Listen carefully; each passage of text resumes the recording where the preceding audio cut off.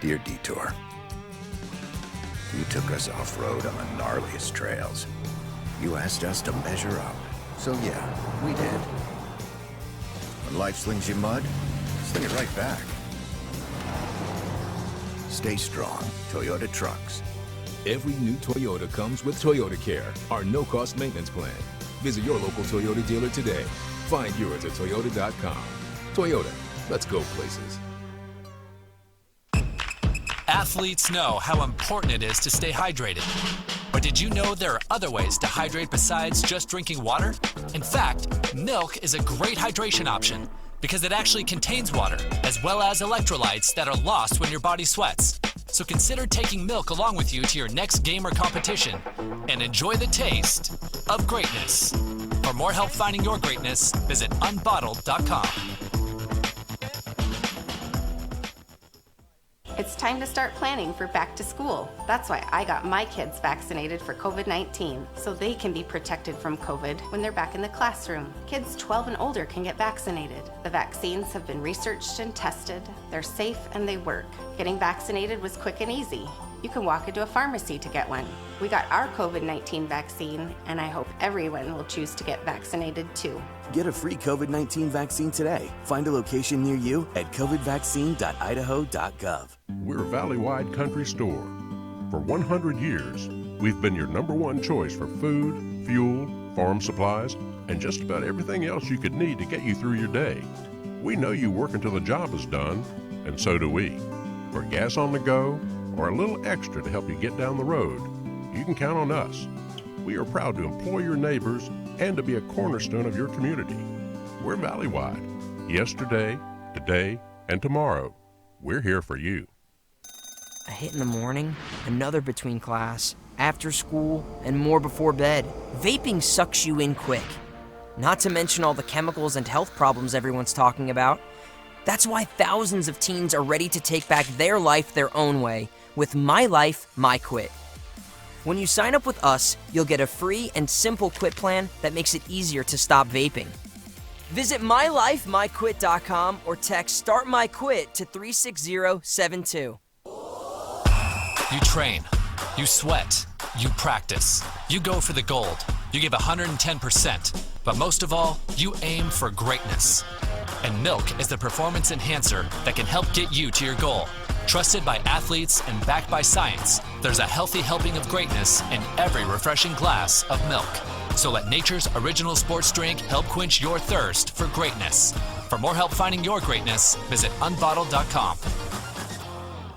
I decided to get vaccinated because I wanted to protect myself and my family and my customers from COVID-19. When I went to get my COVID-19 vaccine, it was an easy process. It's readily available. Since I got vaccinated, I'm confident I'm protected against the COVID-19 virus. My life has returned to business as usual.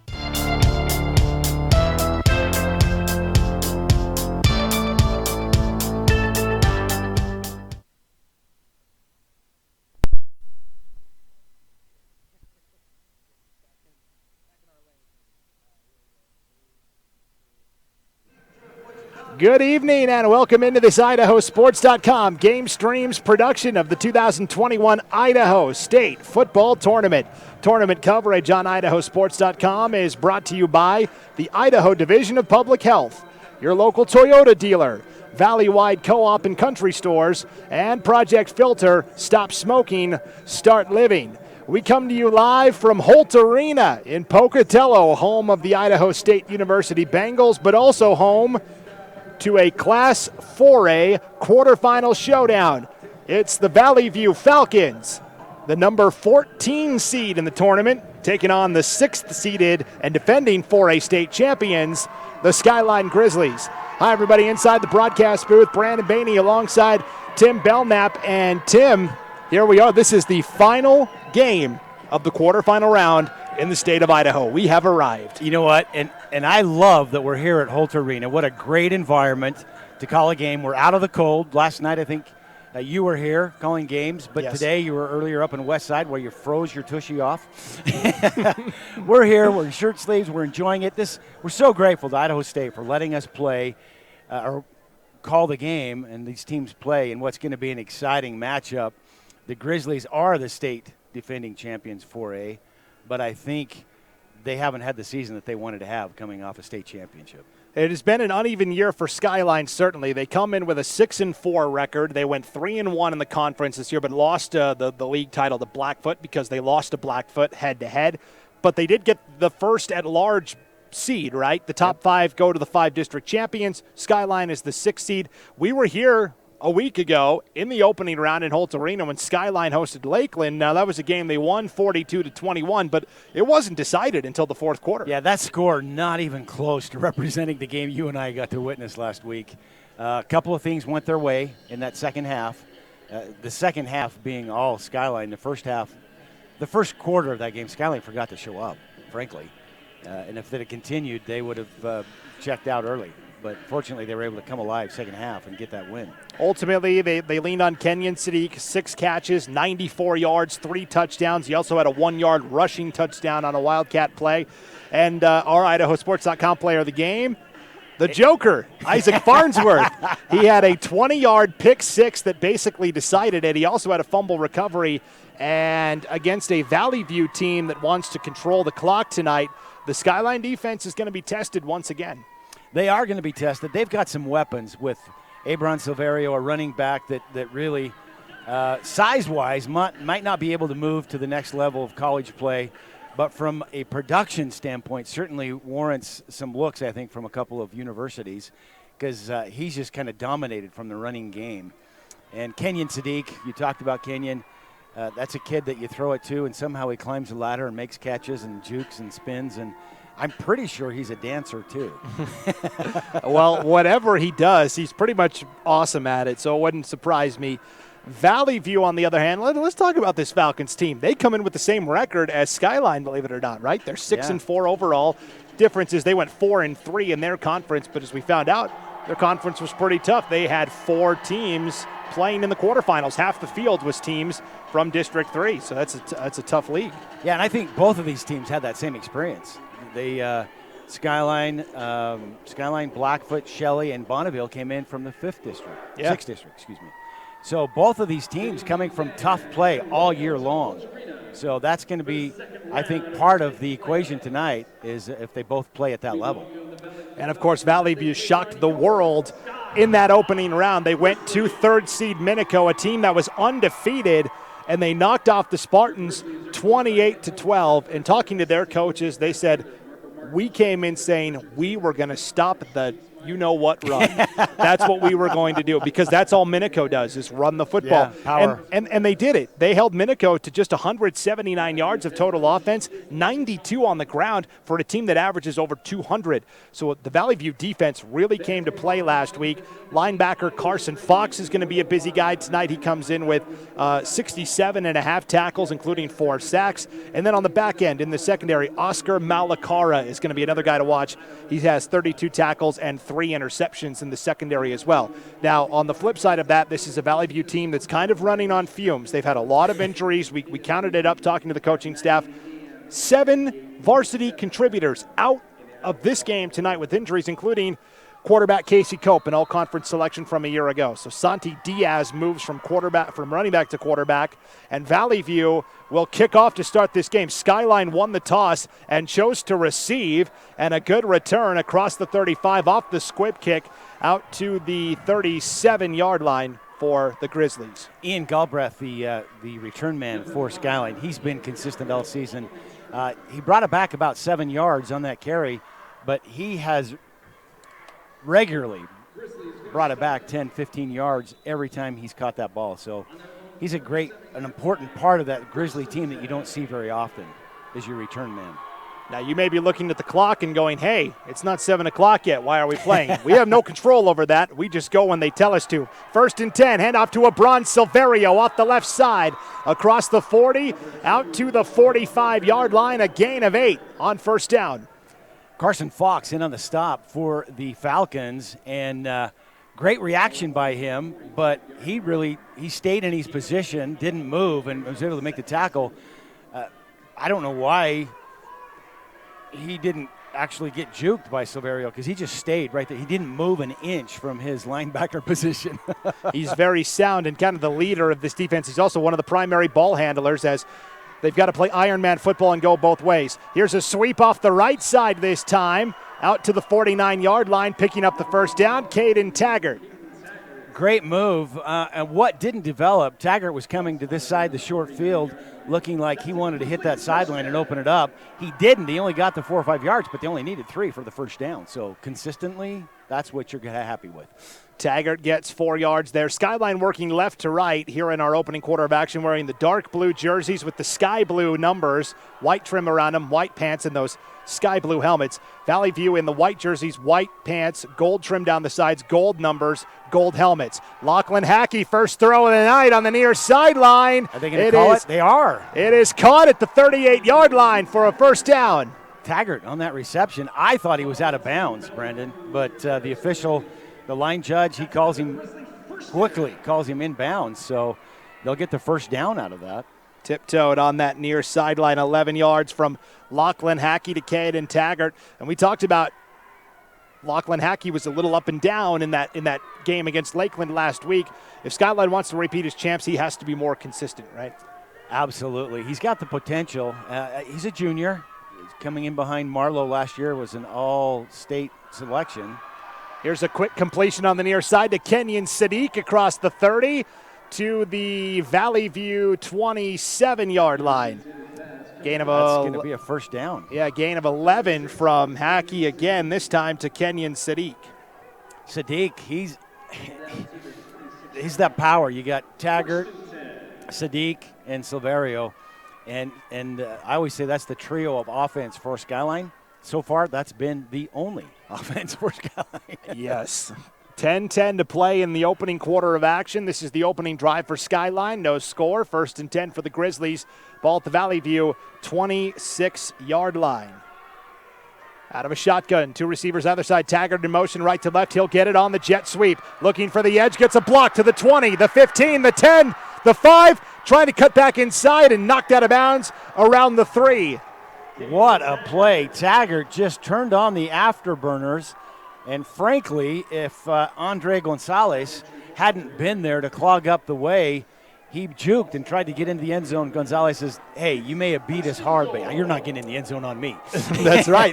This is a Vallivue team that is very good fundamentally on defense. The key is, are they going to be in the right positions? That time Taggart got the edge, picked up 22 yards, and it's now 1st and goal for Skyline with the ball at the 4-yard line of the Falcons. So it's going to be interesting. Skyline has actually done better from behind the 10 than in front of the 5. So it'll be interesting if they can just let Silverio take it in from here. Hackey out of the gun, rolling out right side on the run, throws short. Taggart, the intended receiver, 2nd and goal. Taggart wide open. Hackey just getting excited, I guess, on that one because he had a touchdown. I think he was trying to figure out what kind of a dance to do and got too excited. His dad, Paul, friend of mine, he'll give me grief for that. Yeah, that throw, he just kind of short hopped at that time. So 2nd and goal from the 4, 9:12 to play here in the opening drive. This is an important drive for Skyline because Vallivue has said their strategy tonight is we're kind of thin on players, almost everybody going both ways.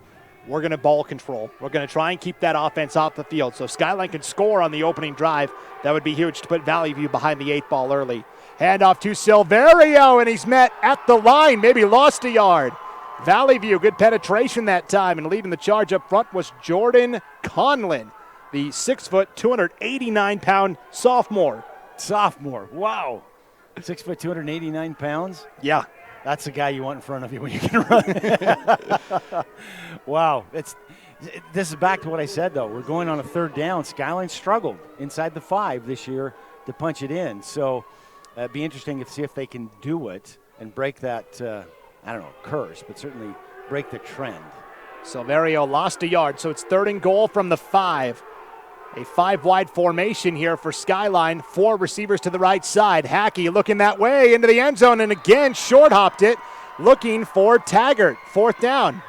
Well, that time I understand why he short hopped it. Again, Taggart wide open, but the coverage had broken down. Hackey running for his life, frankly. He had a couple of big guys behind him about 3 steps.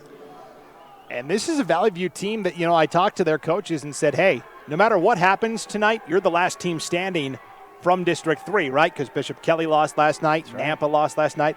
And they said, yeah, we wear it as a badge of honor. We love our league because we went 4-3 in the conference, but we feel that our 4-3 was better than a lot of teams from other districts. And they said it prepared us for the postseason and what we had to do to get ready. Well, they took out Minico, and I had Minico going all the way to the title game, so what do I know? 4th and goal from the 5. Skyline going for it. Hackey, backside fade, overshot the receiver. Trying to go to Ethan Nottestad in that far corner of the end zone on the left side. He overshot him. It's a turnover on downs. Well, and that's back to what I've said. Skyline struggled inside the 5. They're a better team going from about the 12 than inside the 5. So we either have to say that struggle continues or the Falcons held strong on defense. You call it what you want. But combination of both, I think, because Valley View stuffed a couple of runs and then Skyline also missed on a couple of throws. So, yeah, I'm sure Hackey's over here wishing he had all 3 of those throws back. 1st and 10 for Valley View from their own 5. Back to pass. Diaz overshoots his receiver on 1st down. Along that far sideline, it'll be 2nd and 10. So we talked about Santi Diaz, started the season as a wingback in this kind of modified wing T offense that Valley View runs. Well, Casey Cope gets hurt pretty early on. They say, hey, we need you to move to QB. He says, all right, let's do it. Well, that just proves that he's an athlete. A guy who can play multiple positions. He goes, I think we talked about this in pregame, he actually plays also an outside linebacker. So that's an athlete. Yes. 2nd and 10, pistol formation here, or that modified wing T as we call it. Diaz rolling out right side on the run, throwing. It's caught in stride at the 20-yard line. On the reception for the Falcons, Cameron Dean. And Dean picks up the 1st down to the 22-yard line, a gain of 17. Here's what's interesting is that was man-to-man coverage on Dean, and guess who the coverage guy was? Kenyon Sadiq. It's Kenyon Sadiq. Yeah. He's a man who knows how to make the catch and climb the ladder, if you will. Wasn't able to on that one. That's interesting. And I'm not sure he played a ton both ways in the regular season, but now in the playoffs, you want your best guys out there. Yeah, true. 1st and 10. Diaz throwing again, complete at the 35-yard line to the opposite side this time. And on the reception for the Falcons, it looked like. Trying to see that they've got tough numbers. Those numbers gold are numbers hard. on White makes it tough, and he's standing sideways to us. And now he's behind all the players. I can't see who it is, Brandon. It was a number 9. Number 9. That is Jackson Kent, one of the running backs. That was a gain of 15 to Kent. And it's 1st and 10 for the Falcons from their own 37. Quarterback draw for Santi Diaz. Breaks past the first hit. Breaks past the first. Oh, they're going to call a targeting on that, I think. Yeah, he got across the 40 to the 42-yard line, and then Trey Olson delivered the hammer for Skyline, but I think you're right, Tim. Personal foul, helmet-to-helmet contact. Interesting, last night we saw a targeting call twice, different players down in Blackfoot, where the game I was at. But in a non-targeting foul, there was a personal foul. Player stomped his cleat on the other player and was ejected from the game. Wow. Little physical, little excitement factor taking over. Yeah. 1st and 10 for Valley View. Ball at the Skyline 44 following that helmet-to-helmet contact play. 7-10 to play, scoreless first quarter. Handoff, sweep off the left side, and losing a yard on the carry that time for Valley View. Good penetration by Skyline. Guess who the joker or the penetrator was? Joker Farnsworth. Your favorite player, I think. That's why I was hesitant to say that. I know he's the name you want to call all night. Hey, he had a great game last week. That was Jackson Kent on that last carry for Valley View, and he'll go to the sideline and get a breather now. It's 2nd and 11 for Valley View from the 45 of Skyline, working right to left here in this opening quarter of action. Sweet play off the right side. This is Tyson Fox. Tyson is the brother of Carson Fox, that great linebacker we were talking about on defense. And Tyson Fox takes it across the 40 to the Skyline 37-yard line, where it will be 3rd down and 3. Boy, that's going to be an interesting call because really with Diaz in at quarterback, he just showed us a quarterback play up the middle that he picked up about 6 yards on. Yep. They only need 3. You know, if I was a coach, that's what I'd call. Wing T formation again, out of the pistol, handoff left side, and a yard shy of the first down. Boy, that was excellent D by the entire defense for the Skyline Grizz. Looks like on the tackle, Alex Cortez, he's a mainstay on that defensive line. And they do come up a yard short, Brendan. And that was the fullback, Carson Fox. So Tyson Fox had a carry, Carson Fox had a carry. And like I said, we're going to be calling the same names a lot tonight because they all pretty much go both ways. I grew up in a school where we played both ways just for survival, so I remember what that was like, and that is grueling. 4th and 1, quarterback keeper Diaz gets the first down. Well, I called it just to play off. Right. Had to get to the 35, and he takes it to the 33. So Diaz picks up 3 yards on 4th and 1. And this is an impressive opening drive for Vallivue. 5:15 to play, first quarter, no score. But Valleyview's got it 1st and 10 at the Skyline 33. Santi Diaz is impressing me. This is a young man who's never played quarterback before tonight, or before this season when he's starter. He may have at the lower levels, but as far as a varsity player, I don't think so. It's been Casey Cope the last 2 years. He's done a great job. He's had some great passes, some running plays. He's going to pass again. Taking a home run shot and overshooting everybody into the end zone, 2nd down. Intended receiver that time was Cameron Dean, well covered. Yeah, double coverage. That's tough to throw into even for a good quarterback.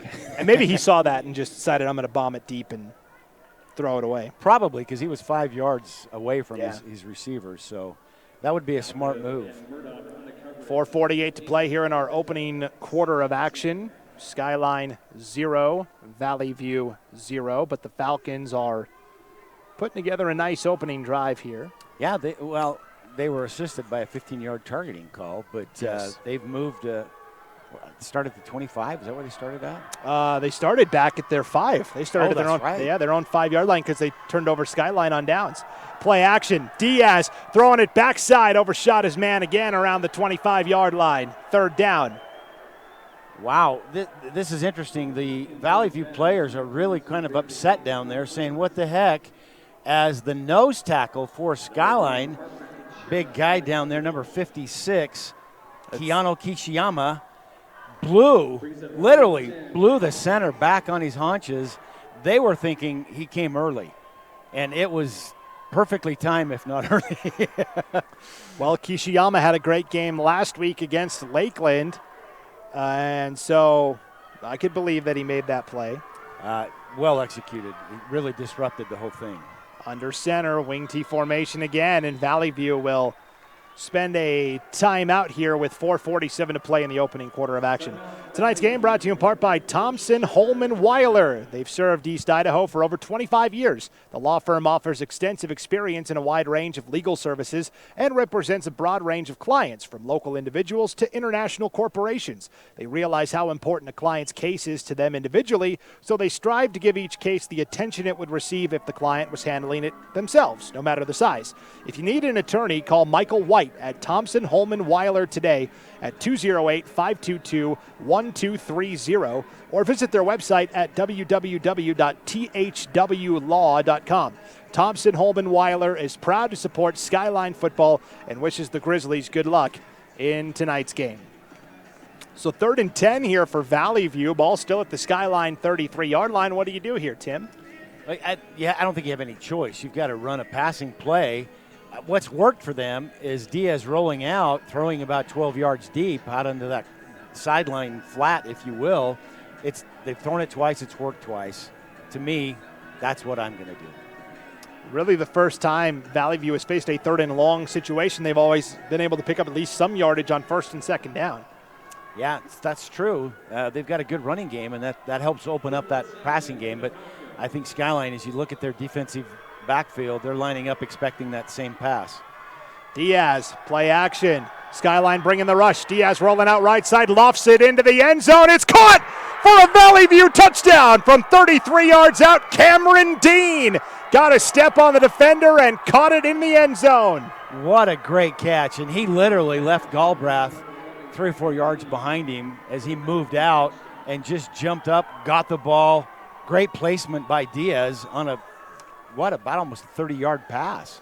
That was a great throw by Diaz. Cameron Dean with the touchdown reception. And now Vallivue going to line up and go for 2 as well. A little bit of miscommunication as Diaz now looks to the coaching staff and is going to come up and call an audible. Diaz with a wingback in motion left to right. They will direct snap, quarterback into the end zone easily. Yeah, untouched, literally. Diaz runs it in for 2. And it's 8-0 Vallivue with 4:40 to play here in the opening quarter of action. Interesting because Skyline took the ball, received it. They elected to receive it, drove the whole length of the field basically, got down to the 4-yard line, not able to punch it in from the 4 with 4 different attempts, and turned the ball over to Vallivue, just drives the entire length of the field and into the end zone. Skyline got to be reeling just a little bit from that play. That turn of events, I guess I should say. And now we'll see how the Grizzlies respond as Vallivue gets ready to kick off. Tonight's game brought to you in part by C&B Operations.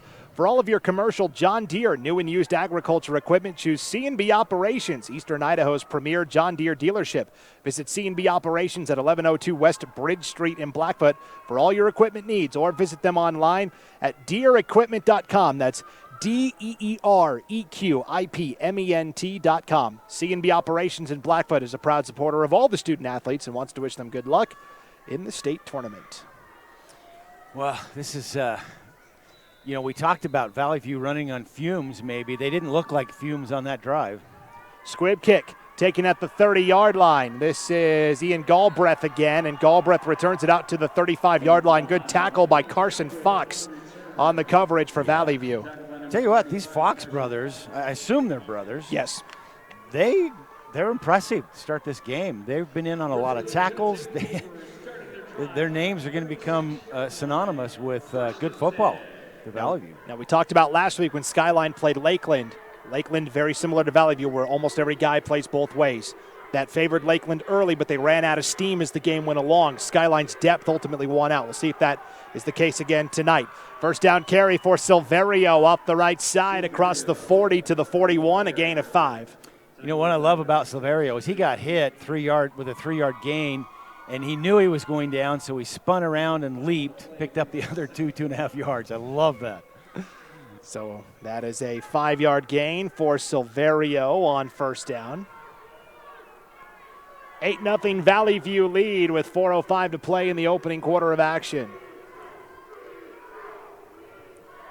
Back to pass. Hackey hit as he throws. Deep ball for Sadiq, overshot him.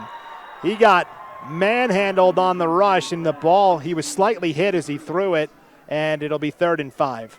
Boy, Hackey needs to reach out and buy some Rolexes for his offensive line. Tyson Krupp there made sure that while Hackey did get touched, he didn't get taken down as he was trying to defend his quarterback. So quarterback always takes care of his offensive line. And in that instance, Krupp making sure Hackey, although the pass was disrupted, he didn't get taken down and hurt.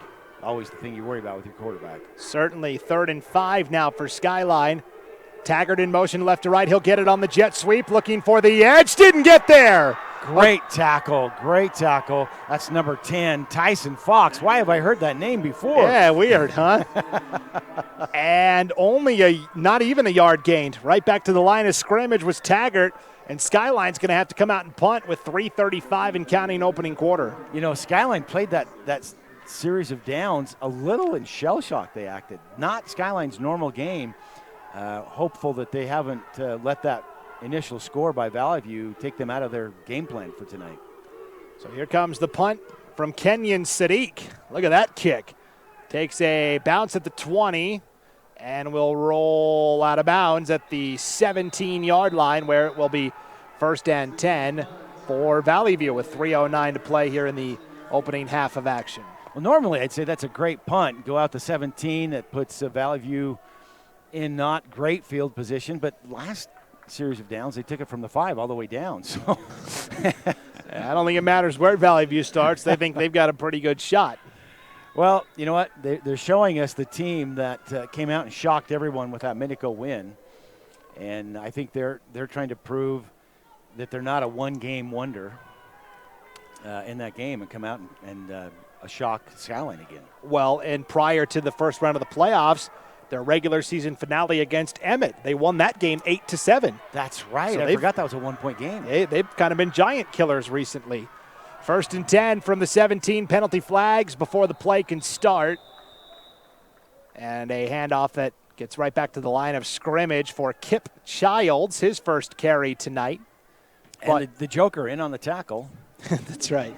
The Joker meets Childs head on, and boy, I did not understand that play or that signal by the referee.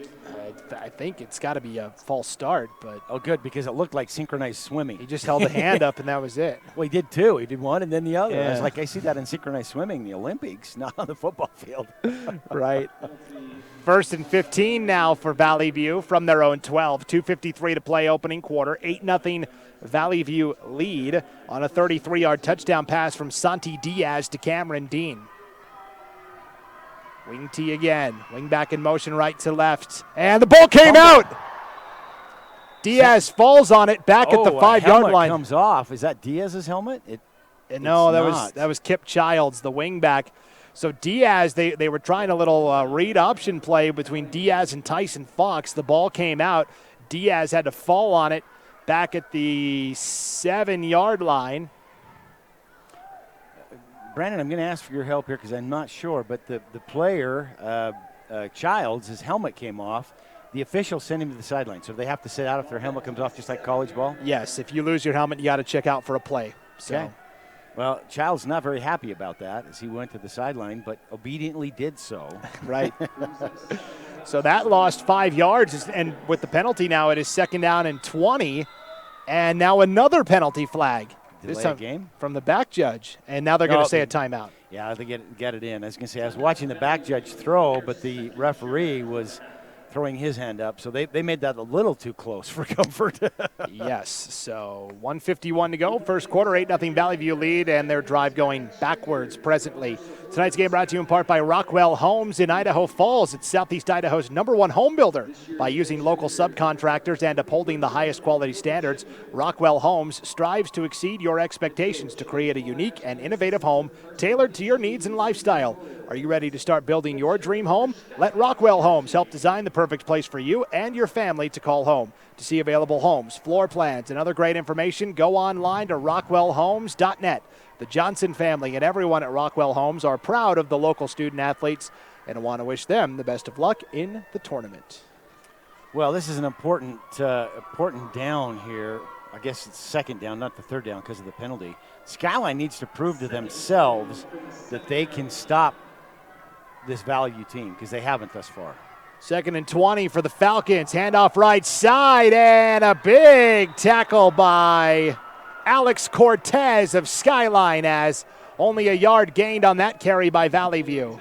Cortez got a great job of grabbing him. Chandler Robinson came in for the takedown. The kind you like. He's kind of got him stopped. Just stand him up for me. Let me hit him. And Robinson does that. And he's been a name we've called on these broadcasts often when we're doing Skyline. Certainly. That was Carson Fox on that last carry for Vallivue.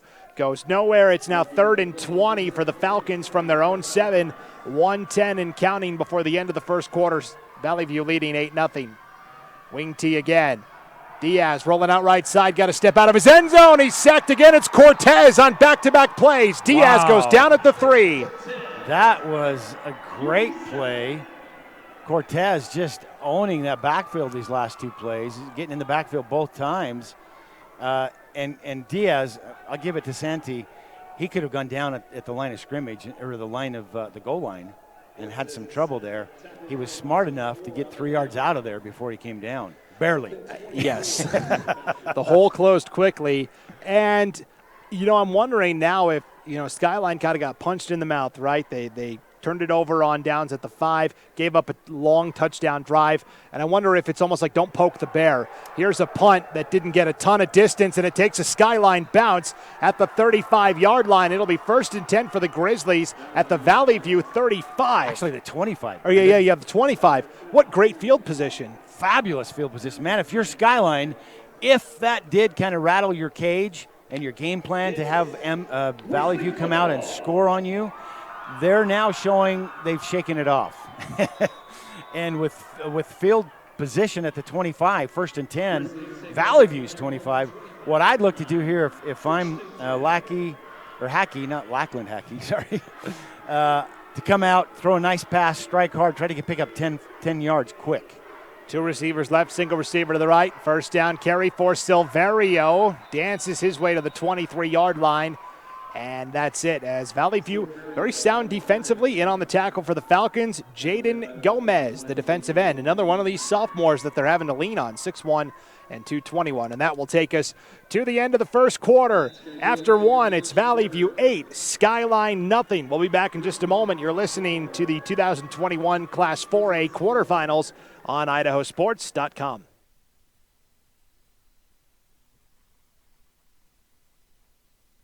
Lead the charge into a brighter future with the all-new 2022 Volkswagen ID4. With an EPA estimated range of 250 miles, the ID4 knows how to go the distance. It's an electric SUV that's as fun to drive as it is stylish and functional. You don't have to sacrifice good looks for great performance. So stop by our dealership today and jumpstart your year with the Volkswagen ID4.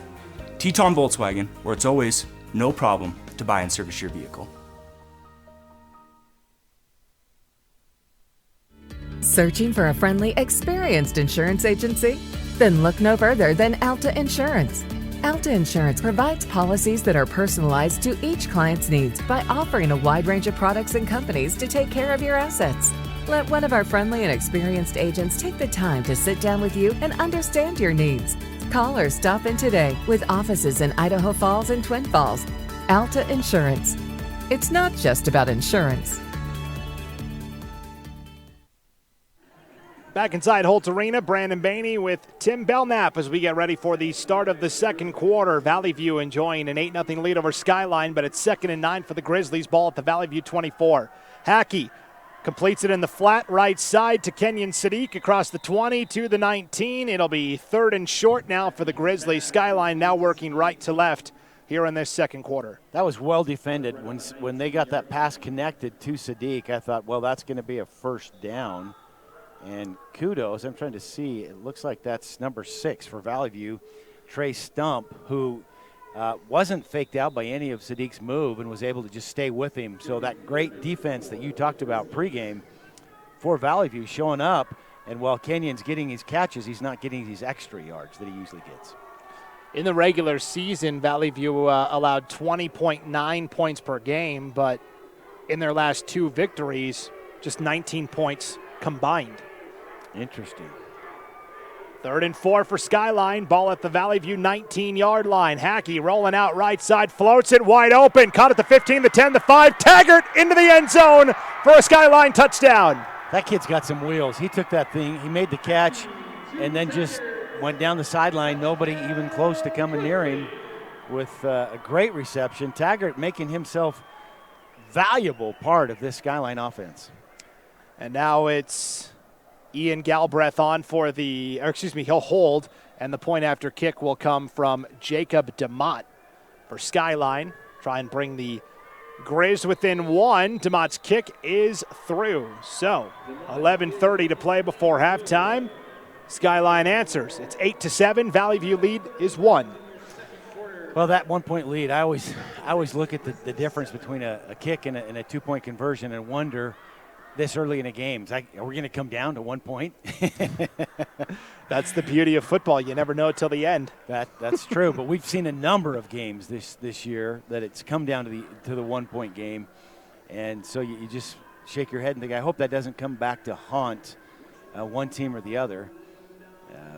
As you look at it, last night's game with Highland and Meridian and Rocky. Rocky, thank you, Rocky. Yep. Ian Hershey boots a 58-yard field goal with time running out. I called the Highland Thunder Ridge game and watched him practice kicking from the 50-yard and thought it was a hoax until he kicked a 48-yard one in the game. I thought, this kid's a real deal. I hope somebody picks him up. He'll be kicking in the Pac-12 or the Mountain West at the very worst. Yep, Boise State should reach out and get him. Wow, what a kick. Yeah, schools like Nevada, Cal have already expressed interest in his services. So Speaking of good kicks, that's a touchback through the back of the end zone for DeMott. It'll be 1st and 10 for Vallivue, starting at their own 20-yard line. Vallivue now working left to right here in this second quarter of action. Vallivue needing to, I guess, regroup a little bit, not let that score shake them up a little bit. They've shown us that they can run the offense. It'll be interesting to see if they can do it right now after that score by Skyline. Shotgun wing T. It's a double handoff on the inside carry for a gain of 5. Looked like Kip Childs. Number 5. So that's Kip Childs. You're right. You know these players. You've called Vallivue before. You're just great at numbers. I just know. I know these teams. All-knowing Brandon here with us today. We're so grateful for the all-knowing Wizard of Oz or the Wizard of Sports. I see everything, Tim. I don't doubt that, Brandon. Not at all. 2nd and 4 for Vallivue. Ball at the Skyline 26. Quarterback keeper Santi Diaz driven back just shy of the 30-yard line. That's Chandler Robinson. Santi got a couple yards, but boy, Chandler hit him and just drove him back. That's one of those where you know that Robinson trying to make a statement and say, I want you to remember my number and don't come at my side of the field. Yeah. Diaz probably said, I'll go wherever I want. I'm an athlete. He's so fast that I thought he had the first down. He had to get to the 30.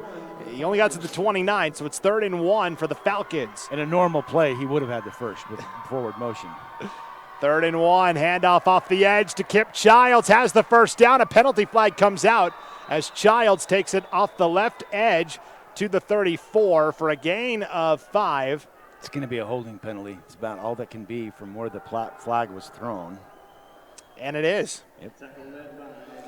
One of my good friends, Blair Peepo, is a referee, been refereeing for 30 years.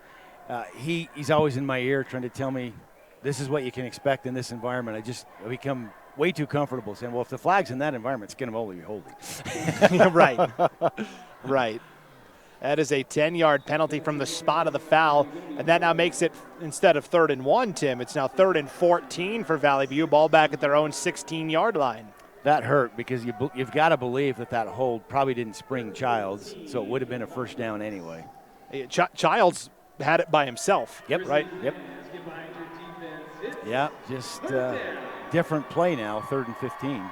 Big third down here for the Falcons. Diaz back to pass, going to take a deep shot down the left sideline. It is bobbled and broken up at the last moment.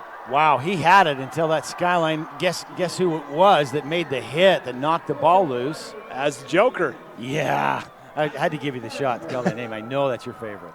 Isaac Farnsworth. They call him, honestly, all the coaches, they said even his parents call him Joker. So Joker Farnsworth it is. Pass broken up, 4th down, and Vallivue will have to punt now. So if his parents call him Joker, how's that call go? Are you joking me, Joker? Right. He was the starter on the Skyline basketball team last year. That's right. That's where I first got to know of him.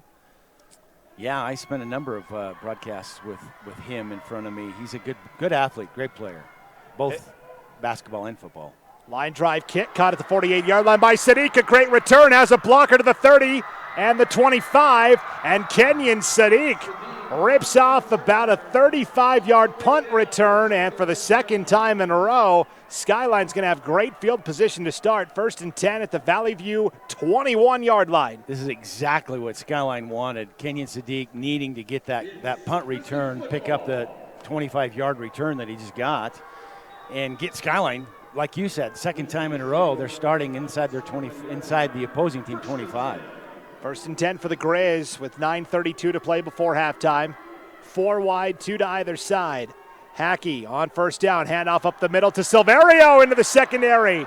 And inside the 10, down to the 9 for a 1st down. That's the Silverio that I'm used to seeing. He usually is so explosive that he'll just blow through that middle, pick up 12 yards, which he did on that play, takes it down to the 9-yard line.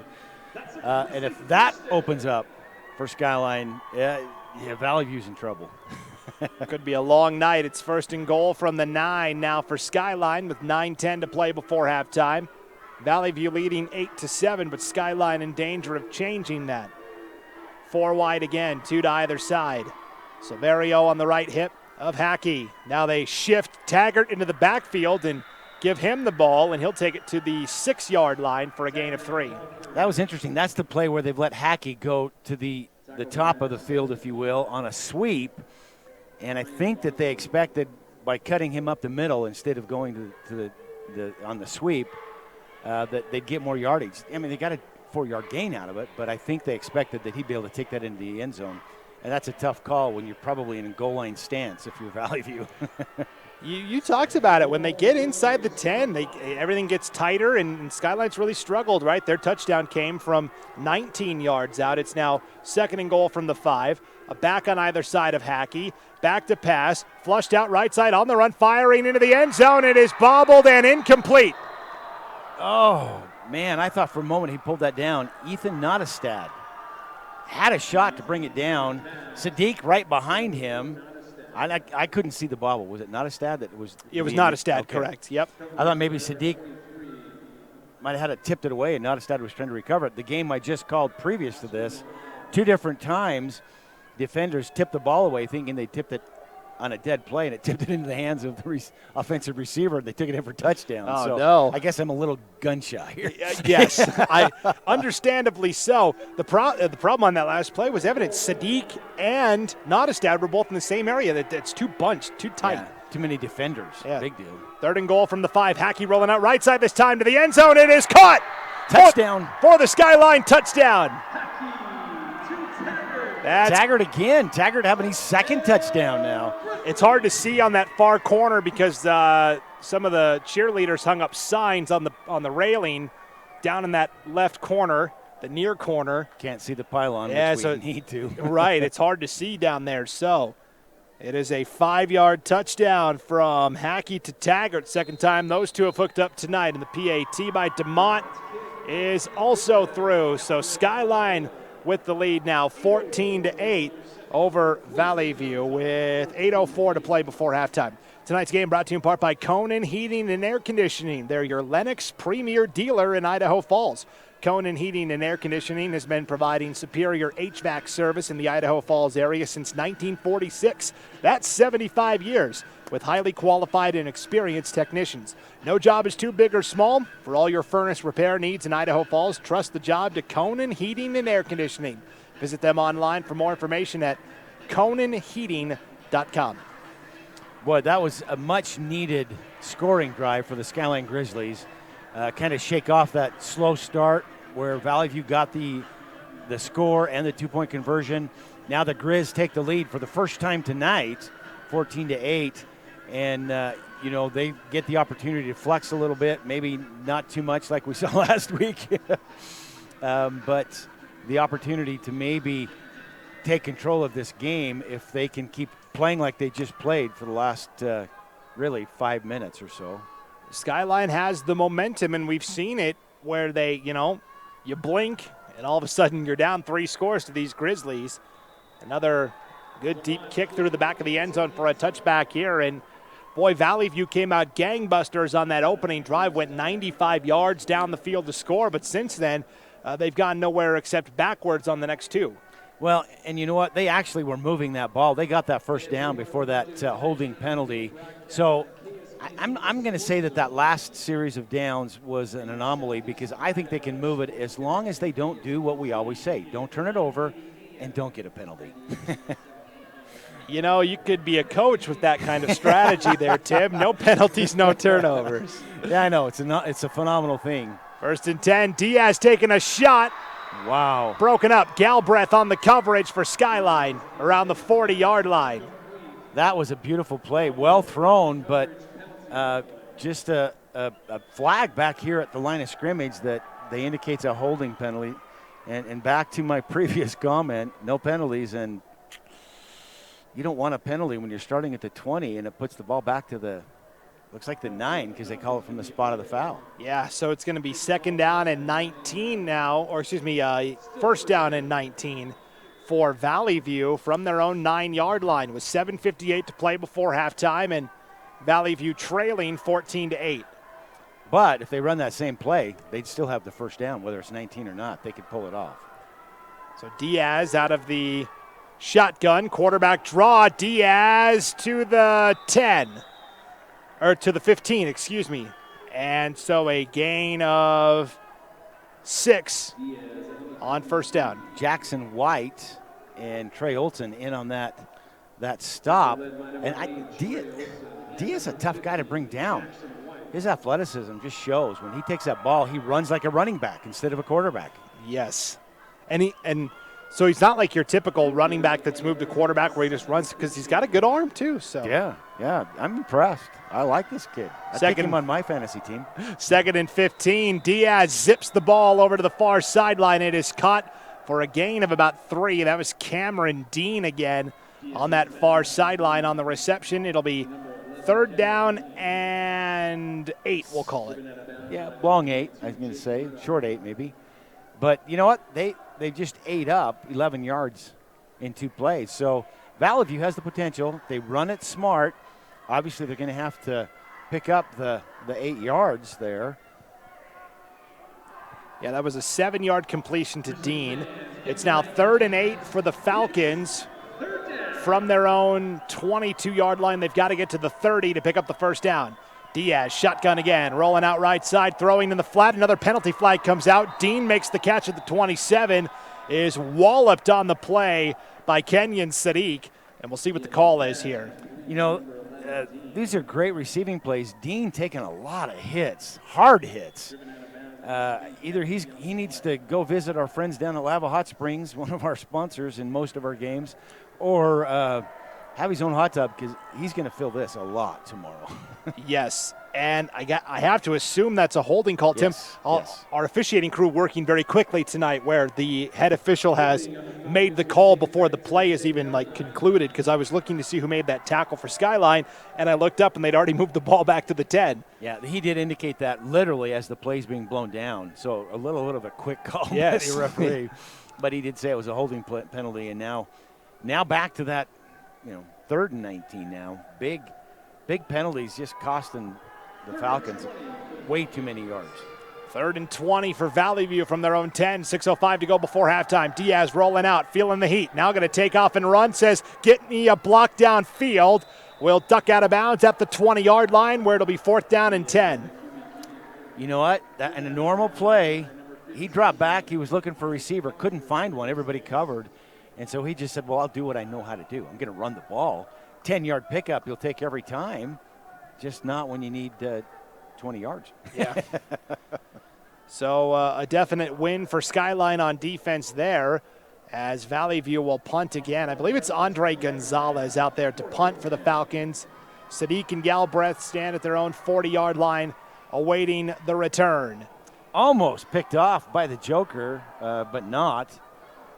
And a Skyline bounce across the 45, down at the Vallivue 44-yard line, where it'll be 1st and 10 for the Grizzlies with 5:50 to play before halftime. I'm trying to see that the kicker, his shirt's rolled up, but it looked like it was Diaz. It could have been. I think it was Diaz. A good quick kick. The Joker, Isaac Farnsworth, in there literally half a hand away from blocking it. So Skyline looks like they're going to be running at that kicker all night. They must have studied some film. 1st and 10 for the Grizzlies. Out of the pistol formation, handoff to Silverio off the left side. Penalty flag. This will come back against the Grizzlies. Silverio still running the 35-30 and out of bounds around the 25-yard line. I'm going to say the call is against Eric Luna, 6'1", 225, and a junior. Now, I only say that because he was the one who threw his hands into the air saying, hey, I didn't do anything. Well, when Lackey's or Hackey's calling them all back, you know that you just called that perfect, Brandon. I didn't see it, but the flag was thrown early enough that I keep my eye on the official, and he calls a holding penalty. So the very same plague, if you will, that haunted Vallivue now haunting the Grizz. Well, I'll tell you, in the final game last night between Firth and Declo, I think there were more penalties in the first half than completed passes. So maybe it's something about playing here. There's maybe Firth and Declo left behind whatever they were feeling last night. Skyline needs to be careful. I called the game. They had 160 yards in penalties against Blackfoot. You can't do that in a championship game. 1st and 24, screen pass to Sadiq. Cut inside, now back to the outside. Hurdles a defender at the 50. A penalty flag comes out as he takes it across the 40 to the 35-yard line of Vallivue. Beautiful, but it's going to come back because there's a block in the back.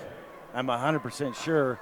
I watched the Skyline guy just clock a Vallivue kid. The kid was, he should never have done it. They're going to call it a hold, but it was absolutely a block in the back. And, I mean, Sadiq picked up the 24 yards on 1st and 24 to get the first down. He hurdled a defender at the 50-yard line. So we joked about this a couple of times last night. Even though the play doesn't officially count, Kenyon Sadiq, go ahead and put that one on the highlight reel. Wait, absolutely. How often do you see a high school player jump over, you'll see him jump a lot when the player's, in a half stance. Sadiq just high jumped that kid, standing full upright.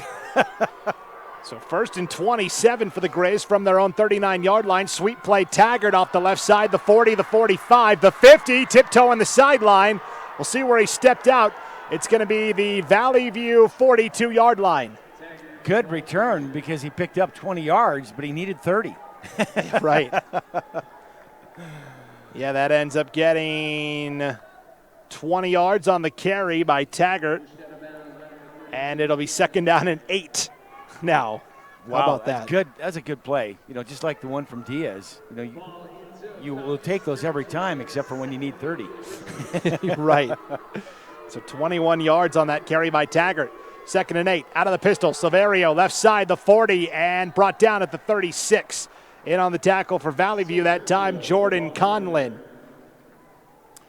Conlin, the big dude, 6 foot, 289 pounds, and he's playing defensive end. That means he's got to have some quickness in him to get into the backfield. I don't know if I want a 289 guy coming at me if I'm Hackey. He plays defensive end, and then he's the right tackle on the offensive line. And they said, really, he's kind of been one of our guys that's fortified the line on both sides. So. Well, they're right. 3rd and 2, play action. Hackey rolling out right side, looking for somewhere to go, throws it away. And I think the intended receiver was not a stat, and he was looking for a penalty flag, thought he was being held, but no flag. It's 4th and 2. That was just a broken play. Hackey, I think more than anything, threw it away. He had 2 receivers, and he threw it away from either of them. I think he was just trying to say, yeah, it's 3rd down, but this is 4-down country. We've got 4th and 1, 4th and 2. 4th and 2. He was confident in their ability probably to give it to Sadiq or Silverio, pick up the 2 yards, because either that's a blown route. Right, too. 4th and 2 for Skyline from the 36 of Vallivue. 4:30 to play before halftime. Silverio looking for the first down. He's got it by a yard. Barely. A second effort again. Silverio picks up actually the first down and a yard. Yep, you're right. Way to go, Brandon. Again, I should never doubt the all-knowing Brandon, master of all sports. What can I say? I'm pretty great. Well, in my book, Brandon, you know your stuff. I enjoy doing games with you. It's good to have somebody with such a depth of knowledge. Oh, wow. Geez, I'm not going to be able to fit my head out the door on the way out tonight, Tim. Oh, the game's early. Plenty of time to cut me down in the broadcast. Absolutely. 1st and 10 from the 32 of Vallivue. Silverio back to the line, and that's it. A good push by Skyline that time, or by Vallivue that time, and Cannon Hyde, ultimately the guy who made the tackle. And it was a good tackle. Trey Stump in there for Vallivue, too. Yeah. Plugging that hole so that Silverio didn't, because if he hits a hole, I don't care how good, how strong, anything, he turns on the afterburners, and all you can see is a vapor trail. Right. 3:30 to play before halftime. 14-8. Skyline lead is 6. 2nd and 10 for the Grizzlies at the Vallivue 32. Hackey rolling out right side, setting up, hit as he throws. It's a rainbow. It's hanging. It is pass interference at the 5. You know what? That worked out advantageously. Hackey underthrew the ball because he got clocked, and Taggart had to come back to get the underthrown ball, and to do so he had to run through a couple of Vallivue players. They really weren't PI on him, but because of positioning, they will get called for PI, and that's the frustration penalty when you're a safety and a cornerback. You're like, but I did everything I was supposed to do. Basically, because that was a rainbow ball that was thrown, I think the DBs lost where it was and stopped. They kind of stopped on the play. And so when Taggart came back to the play, it kind of hit a brick wall, and that's why pass interference was called there. A little frustration, I'm sure, for Vallivue, as it'll set up a new set of downs for Skyline in the red zone. 1st and 10 at the Vallivue 17, 3:12 to play before halftime. 14-8, Skyline lead is 6. Silverio up the middle inside the 15, down to the 14-yard line. Good power play. Trying to see who that brought him down. Number 32, Cannon Hyde. Called his name once or twice tonight. He's definitely filling that defensive void, but Silverio still able to do his typical spin move and pick up an extra 1.5 yards to pull up a 5-yard gain, I think. Yeah, it looks like 4, and it's going to be 2nd and 6 now for Skyline. Ball is at the Vallivue 13-yard line. 2:35 to play here before halftime. This is where Skyline needs to score from, and they don't. They fumble the ball. Ball is fumbled, and I believe Vallivue recovered that. We'll see. Nope, Skyline's got it. Oh, they're going to say Skyline. Okay, I thought Kip Childs was in there, but I think he was Silverio, but got in there, and those magic hands of his. The bottom of the pile, it's anybody's game. Well, Silverio, you're not beating him to anything, even the live football, right? I mean, he's so fast. But they do lose a couple yards on that play. It's now 3rd and 9 back at the 16-yard line. Well, this is where Skyline needs to score from. Frankly, they do better at the 15, 16-yard line than they do inside the 5. So if I'm Skyline, I'm going to look for a score, not a first. 3rd and 9 from the 16. Hackey rolling out right side, lobbing it, and incomplete at the 15. Taggart had to reach out with one hand to try and grab it. Falls incomplete, 4th down. It looks like Skyline's going to bring out the field goal unit with 1:43 to play before halftime. See, Brendan, this is where they should have listened to me. They were trying to go for the first down with Taggart taking it down the sideline. Although that's worked for a score tonight, they were back here at the 40, not the 15. They should have gone for a crossing route over that middle. The middle was wide open. They were playing on them on the sides because they've done that before. This is going to be a 33-yard field goal attempt for Jacob DeMott. And officials calling for a timeout here. The ball will be placed right in the middle of the field. That's the second time tonight I've seen them pick it up and move it 1 yard forward because they didn't have it set in the right spot. I don't ever see that. Yeah. It's weird that it'd be twice tonight. Maybe I'm just paying attention to it all of a sudden. Yeah, you're eagle-eyed tonight, Tim. 33-yard field goal for DeMott. No rush from Vallivue, and DeMott bangs it through. That was like a chip shot for DeMott. Yeah. Man, that kid's got a good leg. Now I want to see if he can boot one from the 45. Well, there's a lot of good kickers that have played here in Holt Arena this year, but this is Ian Hershey's house, the kicker from Highland. I bow to him. I mean, that kid has shown me. I think I spent that whole Highland Thunder Ridge game saying, folks, if you're listening, please reach out. This kid's a kicker at the D1 level. And I'm glad to hear that there's some teams looking at him because I'd love to see him stay local. His father, Jeremy Hershey, is the special teams coach for Highland, and he kicked for ISU. So it's a kicking lineage. He's teaching the family business. Yeah, the family business. That's right. 17-8, Skyline with 1:38 to go before halftime, thanks to that 33-yard field goal from DeMott. And now DeMott will kick off. And, Valleyview's got all 3 timeouts still. No, Valleyview's got 2 timeouts left. Sorry, I was looking at Skyline's part of the scoreboard. So Valleyview's got 1 timeout left, and they do get the ball to start the second half as well. So, be interesting. I just looking at some of the updates. Boise State leading Fresno State 23-7 in the third. That was a game. Boise State's ranked 23, and everybody thought Boise State would get blown out, and it's just not happening. I think they had a rough start to the year, and people make those snap judgments based on the first 2 weeks. Then they kind of lose track of teams. It happens all the time in college football. Absolutely, that's true. And now Boise State's kind of got it turned around. We're able to play in Holt Arena tonight because Idaho State University went on the road to BYU. How'd that go, Tim? Well, it depends on who you cheer for. I always cheer for the Idaho State Bengals because they are our local team, and I love to cheer for them. But I am an alumni of BYU, so I have to cheer for them too. And tonight it didn't go so well for Idaho State. 59-14 BYU. Hoofta. Great word. 1st and 10 for Vallivue. Handoff to Carson Fox, taking it off the left side, and Fox out of bounds at the 24 with 1:32 to play before the half. It makes me wonder, is Vallivue, are they just going to run out the clock at this point in time and say, let's go into halftime, make our adjustments, and come out and see if we can't get back in this game?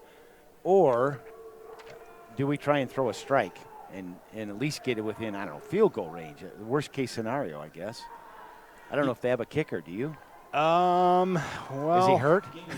Yeah, I mean, I would say not, Tim, because they didn't even try to kick a PAT, right? They went for That's two true. after That's they true. scored the touchdown. They don't have a kicker position listed on their roster. Handoff up the middle. This is a big run for Fox. Carson Fox, a spin move at the 35, down to the 37. That's a great play. Skyline lucky that Alex Cortez was able to grab him. Cortez, how did he get him? Because Cortez is on the line.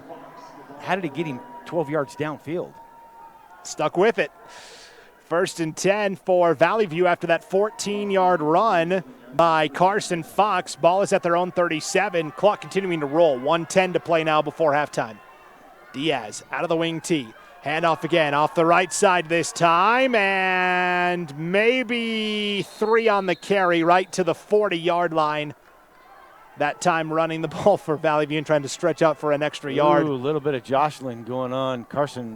Chandler Robinson made the tackle. He stands over the Vallivue player. Vallivue trying to get up, and Robinson trying to sell the extra effort by Vallivue. I'm glad the officials didn't buy.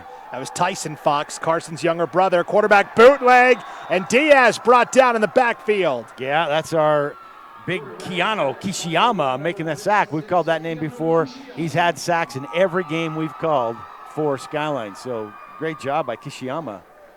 So Santi Diaz loses a yard on that QB bootleg off the left side. It's now 3rd and 8 for Vallivue. We've got 10 seconds to play before halftime. I'm assuming the Falcons just want to run the clock out here. Yeah, they're not. You don't see them calling timeout. They've got a timeout left to call. They're gonna let time expire. They are going to take this thing to the halftime break. 17-8, Skyline with the lead at halftime.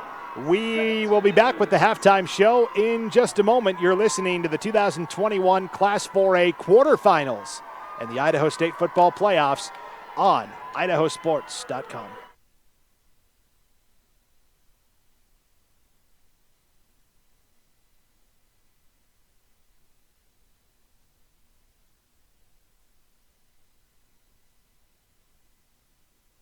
It's not a secret that finding a new car this year is a little tricky.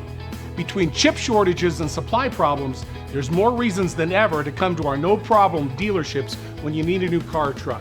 Our acquisitions team works hard to make sure that we have a great selection of vehicles to choose from, and our easy-to-buy, easy-to-do business with sales team is ready to deliver the same great value price that we've had for nearly 20 years.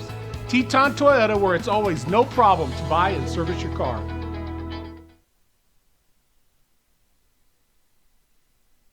Searching for a friendly, experienced insurance agency? Then look no further than Alta Insurance. Alta Insurance provides policies that are personalized to each client's needs by offering a wide range of products and companies to take care of your assets. Let one of our friendly and experienced agents take the time to sit down with you and understand your needs. Call or stop in today with offices in Idaho Falls and Twin Falls. Alta Insurance. It's not just about insurance. Lead the charge into a brighter future with the all-new 2022 Volkswagen ID4. With an EPA estimated range of 250 miles, the ID4 knows how to go the distance. It's an electric SUV that's as fun to drive as it is stylish and functional. You don't have to sacrifice good looks for great performance. So stop by our dealership today and jumpstart your year with the Volkswagen ID4. Teton Volkswagen, where it's always no problem to buy and service your vehicle.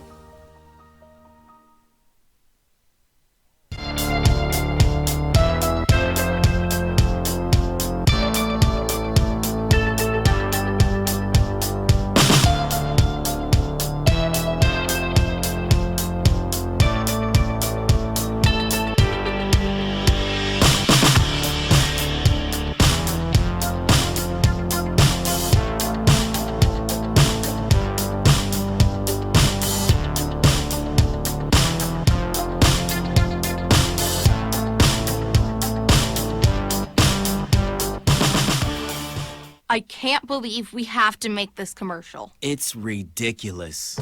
You'll think it's ridiculous too. Listen to this. This commercial is about, well, it's about parents being rude at high school athletic events. Ridiculous, right? It gets worse. Studies show more than 75% of new high school officials are quitting because of bad adult behavior. So now there's a shortage of refs here in Idaho, in almost all sports. No officials means no more games. Is that what you want for us? Come on, parents. It's time to grow up. Cheer for your team. Be proud of your children. But stop being so ridiculous. And don't make us run another commercial. Because we will. This message presented by the Idaho High School Activities Association and the Idaho Athletic Administrators Association, reminding you to always practice good sportsmanship. You've heard it before. There is no I in team, but there is an I in dairy. Dairy foods are a great source of protein, which is vital for helping rebuild and repair muscles after exercise, so your body can be at the top of its game at your next competition. So grab some milk, cheese, or yogurt after you work out, train, or play. Yes, it's true. There is no I in team, but there is an I in win. For more help finding your greatness, visit unbottled.com. It's time to start planning for back to school. That's why I got my kids vaccinated for COVID-19, so they can be protected from COVID when they're back in the classroom. Kids 12 and older can get vaccinated. The vaccines have been researched and tested. They're safe and they work. Getting vaccinated was quick and easy. You can walk into a pharmacy to get one.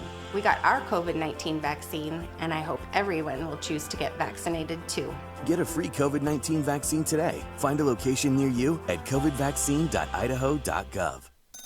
A hit in the morning, another between class, after school, and more before bed. Vaping sucks you in quick. Not to mention all the chemicals and health problems everyone's talking about. That's why thousands of teens are ready to take back their life their own way with My Life, My Quit. When you sign up with us, you'll get a free and simple quit plan that makes it easier to stop vaping. Visit mylifemyquit.com or text Start My Quit to 36072. Dear Exit Strategy, all your pieces are in place. A tranquil lake, a serene sky, an emerald forest, a secret hideout. Thanks for being there just when I need you most. Always Toyota SUVs. Every new Toyota comes with Toyota Care, our no-cost maintenance plan. Visit your local Toyota dealer today. Find yours at Toyota.com. Toyota, let's go places. We're Valley-wide cooperative. For 100 years, we've been your first choice for residential and commercial propane, fuels, oils, and lubricants. We service HVAC, install water heaters, propane tanks, and accessories. And yes, we'll even deliver right where you need it. Because for us, serving is more than a job, it's a way of life. We are proud to employ your neighbors and to be a cornerstone of your community. We're Valley-wide. Yesterday, today, and tomorrow. We're here for you. Perform, refuel, recover, repeat. It's the recipe for success in any kind of sport, and dairy can be a key ingredient in every one of those steps. Dairy foods supply your body with high-quality protein to rebuild and repair muscle, carbohydrates to help you refuel, and fluid and electrolytes to help you rehydrate. So your personal recipe for greatness can be perform, win, repeat. For more help finding your greatness, visit unbottled.com. I decided to get vaccinated because I wanted to protect myself and my family and my customers from COVID-19. When I went to get my COVID-19 vaccine, it was an easy process. It's readily available. Since I got vaccinated, I'm confident I'm protected against the COVID-19 virus. My life has returned to business as usual.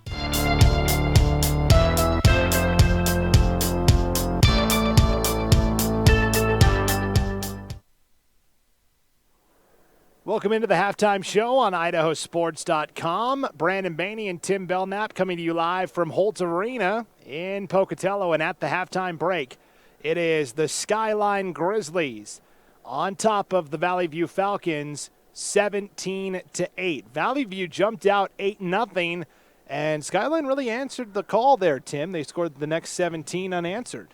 Well, interestingly enough, the next series of downs, they went 3 and out.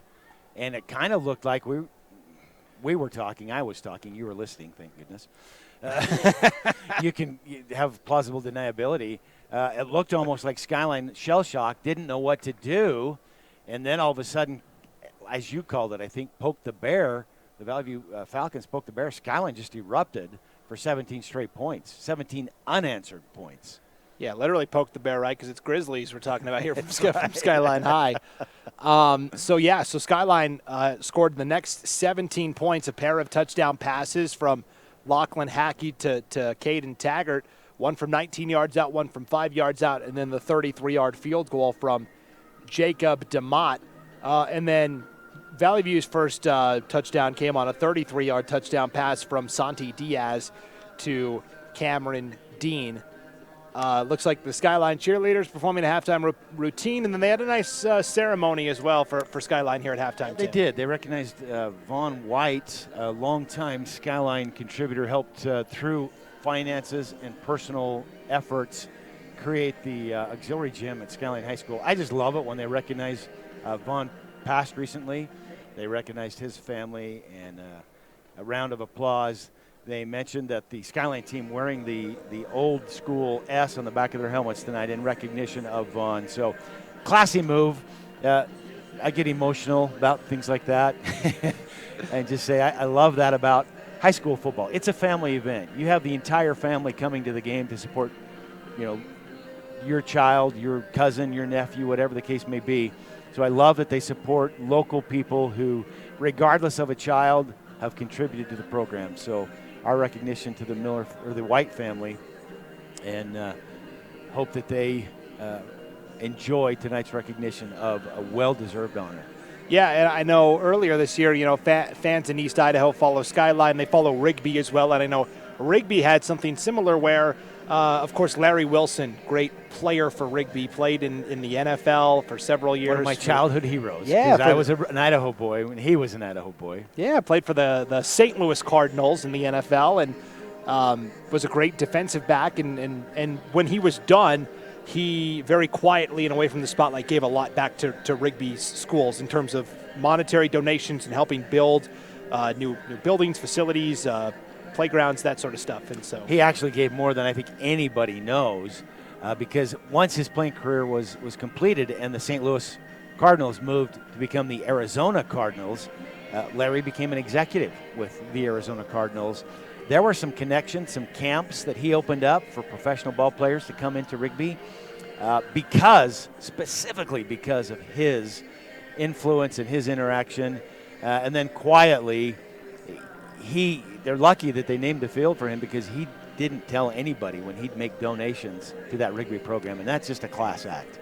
And so that's kind of what got lost. The old varsity football field was named after Larry, and then the new field they named after a second donor, and the name is escaping me, and I apologize for that. But another great local doctor or physician that donated time and resources. Yes. Blackburn. Yes. Hi, Blackburn. Yeah, right. Blackburn Field.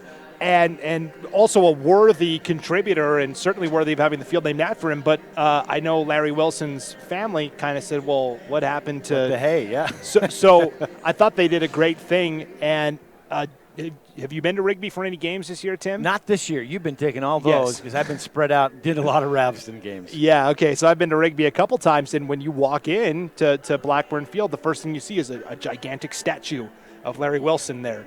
And it's a really cool way to honor Larry Wilson. And they've also got kind of a wall of fame up there now, where they've got big, huge photos of different Rigby Trojans in action. They've got Larry Wilson. They've got Keegan Thompson, who was the quarterback 2 years ago when Rigby won the state title, and on his LDS mission now, and he'll come play for Idaho State when he's finished.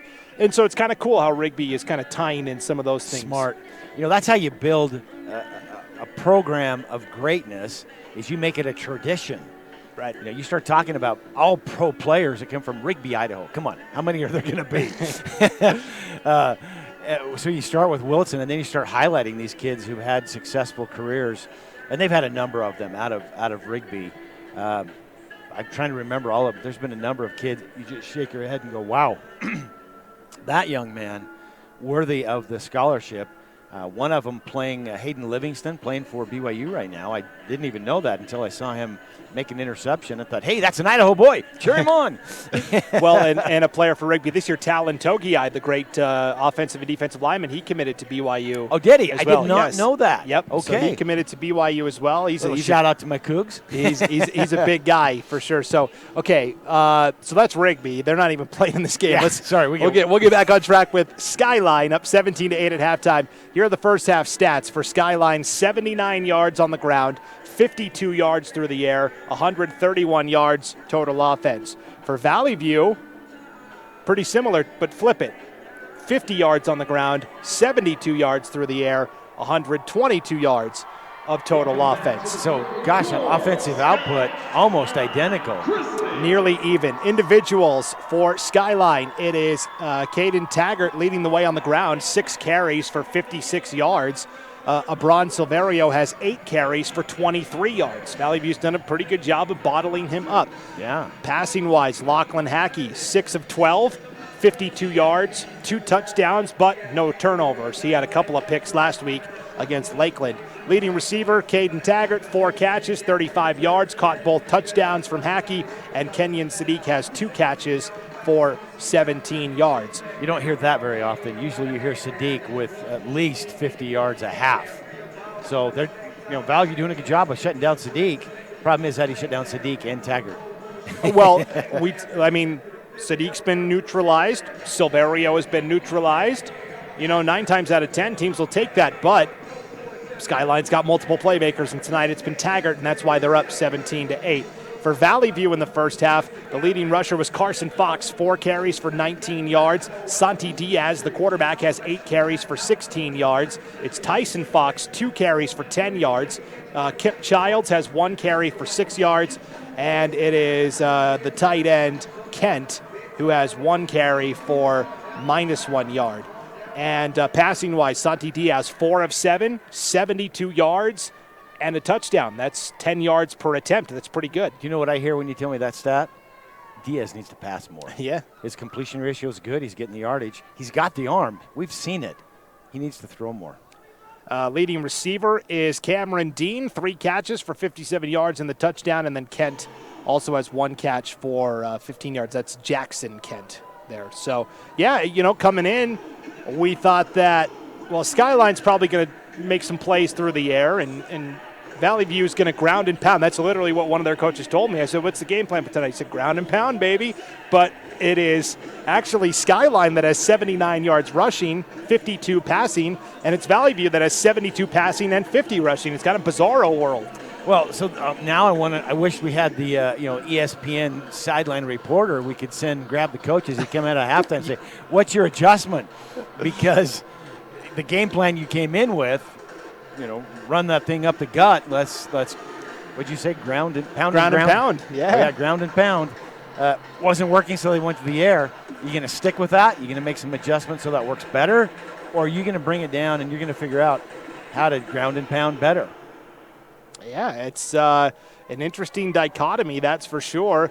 I do know this. Valley View will get the ball to start the second half, and I'm sure that they have made the adjustments necessary. They've got one of the great coaches in Idaho, Lane Coffin, who for him, it's kind of a homecoming here to Holt Arena. He was the first coach in Century High School history when that school opened in Pocatello at the turn of the century. In the year 2000, he won 2 state titles in the early 2000s with Century, and he's been at Valley View for a long time now, and is a very good coach. You know what? I was impressed with him as a coach. I'm old enough to remember when Lane was here coaching at Century. He had a good game. He had that Century program performing at a very high level. Fortunate to parlay that into a Valley View position that he felt would give him more opportunity. He's done a good job there. I mean, here they are in the playoffs. And, of course, on the other sideline, Scott Berger, great coach for Skyline as well, right? Berger is a class act. I don't think I've ever seen him yelling. He just talks to the kids, make sure they get what he's talking about. Opening kickoff of the second half from DeMott. Another touchback. Surprise, surprise. And 1st and 10 for Valley View from their own 20. We're going to call that the DeMott kick in the house that belongs to Hershey. Yes, that's right. Maybe, hey, they can rename Holt Arena to the House of Hershey. Yeah, I think they should. Yeah, it goes off the tongue. Why not? You know what? We've got a national championship banner hanging in front of us from the ISU 1981 team. Let's bring him in. You never know what he could do. 1st and 10. Handoff up the middle to the 24-yard line is Vallivue. They're working right to left here in this second half of action. That's Tyson Fox on the carry for 4. Alex Cortez bringing him down. We're calling his name a lot, but he is doing a great job of filling some holes. And Vallivue, good drive. If I'm Vallivue, I'll take that four-yard gain every game. That's the ground and pound. That is. 2nd and 6 for the Falcons. Snap out of the wing T. Handoff left side. Kip Childs, this time bottled up. Galbraith, the first guy in there for Skyline defensively. Good job. Johnny Basic down there, the defensive end, kept the containment so that the play couldn't develop as it's going down the sideline. And then the Skyline defense just collapses on that ground. We know now, I don't need that the ESPN sideline reporter, because we now know that they said we're going to come out ground and pound. Yeah. We're going to make that our game. We own it. We know it. It's ours. Kip Childs gets 1. It's 3rd and 5. Quarterback keeper for Diaz. Up the middle across the 30 to the 33-yard line and a first down. Boy, that's beautiful. I want to see more of that. Diaz, with his athleticism and the ability to run like a running back, they need to run more of those quarterback keepers designed from the get-go to be a quarterback keeper, take it forward for a gain of 10, really, on that play. And that's the thing about this wing T offense. It's not the traditional under center wing T. It's more of a shotgun wing T, but every play is designed to set up another play down the road. So a 2-yard gain is setting up something later. Here's a double handoff right side. Penalty flags come out as it is a gain of 5 initially, but we'll see what the call is here. Yeah, the territory is going to be a hold, and I hope it's not, but it's a chop block on the defense. Oh, ouch. Wow. Yeah, man, you don't see that called on the defense very often. Usually it's the offense throwing a chop block. Interesting, and Coach Berger wanting the explanation on the Skyline sideline about it. Can't go below the knees anymore on either side of the ball, for safety reasons, of course. Absolutely, and I agree with it, actually. Berger's trying to get the officials, the referee, he's having a conversation saying, but he didn't hit there. The official saying he hit him right here. I wish we had video on this because it's kind of a fun exchange. He's been pointing to the knees about 5 times there, our head official. So officially a 5-yard run for Tyson Fox. Add on the penalty, 1st and 10 for Vallivue from their own 48. Up the middle, now bouncing it outside to the 45-yard line. Good run by Kip Childs. Gain of 8. Great run. Galbraith moves him out of bounds, but he still picks up 8 yards. They've run that twice now. It's worked for good gains both times in the second half. I really like what the coaches did, whatever it was. They obviously saw some holes and talked about it at halftime, and that ground and pound working for Vallivue. 2nd and 2 for the Falcons. Ball at the Skyline 44-yard line. Quarterback keeper Diaz to the 40 and brought down at the 38. Another first down. I think they're listening to our broadcast because they heard me say we need to run that. Quarterback design keeper up the middle more often. Here they have 3 plays later, they run it again, and it works again. So I'm gonna toot my own horn because it's mere coincidence, I know, but we're down to 9:20 to play in the third quarter. It's 17-8. Skyline with the lead. Valley View's opening drive of the third quarter. They have it 1st and 10 at the Grizzlies' 38-yard line. Again, and Valley View gets a score that changes this game. It certainly does. Quarterback keeper again. Left side, Diaz pushing the pile across the 30 and down to the 29 for a gain of 9. A lot of Skyline players in on that tackle, but the problem is in on that tackle after a gain of, would you say 9? Yeah, 9 yards on a first down. That ground and pound, keep this formula, Valley View coaches. It's obviously working what you did at halftime. Keep it up because it's just putting Skyline back on their heels a little bit. 2nd and a yard for Valley View at the Skyline 29. It's another double handoff. This is Tyson Fox cutting up to the 25 and to the 24. Another first down. Parker Cuchera on the stop. He's been in on a number of stops tonight, but not soon enough as they pick up that first down inside the 25. So this is absolutely, while Skyline has struggled inside the 5, Valley View's done well inside the 20. They're a couple yards off of that, but certainly within their desired location. Is that tactful enough? Yes. This is the 8th play of the drive, and they've really run the same 3 plays. Essentially, it's another quarterback keeper up the middle for Diaz, and this time Diaz only able to pick up 3. Chandler Robinson in on the stop from that linebacker position. He's got to do more of that if he's going to stop Diaz, because Diaz really, with this drive, having his way with that quarterback keeper up the middle. That was the first time they've stopped him for a gain of 3. Everything else has gone for a minimum of 9. Yeah, it's pretty much handoff to the left side, quarterback keeper up the middle, or that double handoff that goes off to the right. That sounds like a Nebraska Cornhuskers game plan. Right. 2nd and 8 for Valley View. Sweet play left side with blocking inside the 20. Out of bounds around the 17. Kip Childs. So Galbraith, is that Galbraith? No, that is not. That's not. Yeah, it is Galbraith. And trying to see who that is. Another player that not usually calling his name, Jake Murdoch, extended that. We're able to save it because if he hits that corner, he's gone. And Galbraith made sure that didn't happen. Still sets up 3rd and 2, certainly obtainable from the way the Falcons have been playing on this drive. 3rd and 2 at the 16. They're going to sneak it with Diaz across the 15. And no, I don't think they're going to get it. We'll see where they spot this. There was they're going to say 4th down without the measurement. It's going to be 4th and inches. You know, it's interesting. I would think in playoff scenario that they're going to bring those chains out just to make sure on a regular basis. I haven't seen them bring them out once tonight, and there's been a number where they just eyeball it. So last week the big story was Camas County upsetting North Gem in the 8-man ranks, 1A D2, and Camas County was gassed by the end of the game. They had everybody playing both ways, and I'll tell the rest of the story here in just a moment. It's 4th and inches, ball at the 15-yard line, 6:05 to play, and a penalty flag comes out. This will be against Valley View false start. So Camas County, it was 4th and 1, and they were going to give it to Dawson Kramer. He's kind of their stud. And Dawson was to the point where he looked to the sideline and said, I'm gassed. I can't carry the ball anymore. I'm going to pass out. Kudos to him for at least calling it. So the coach for Camas County says, hey, we want a measurement.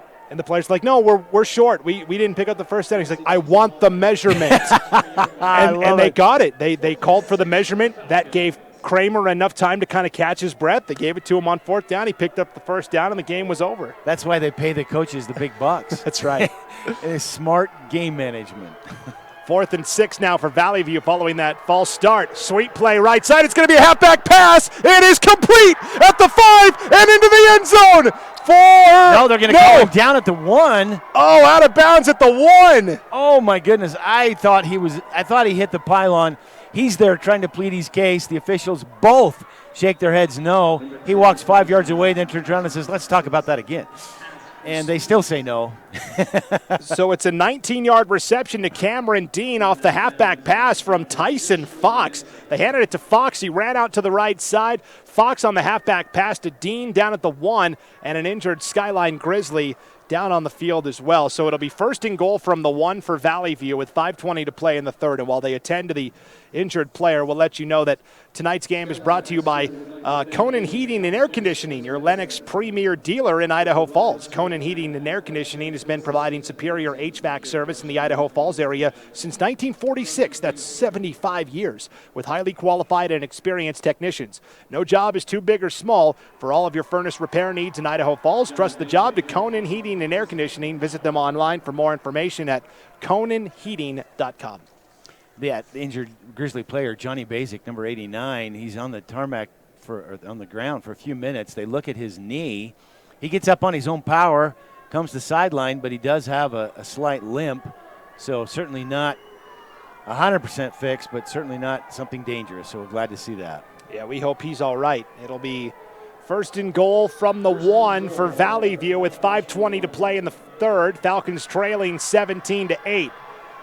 Diaz going to line up under center here. Everybody bunched in tight. QB sneak. Got it. Touchdown.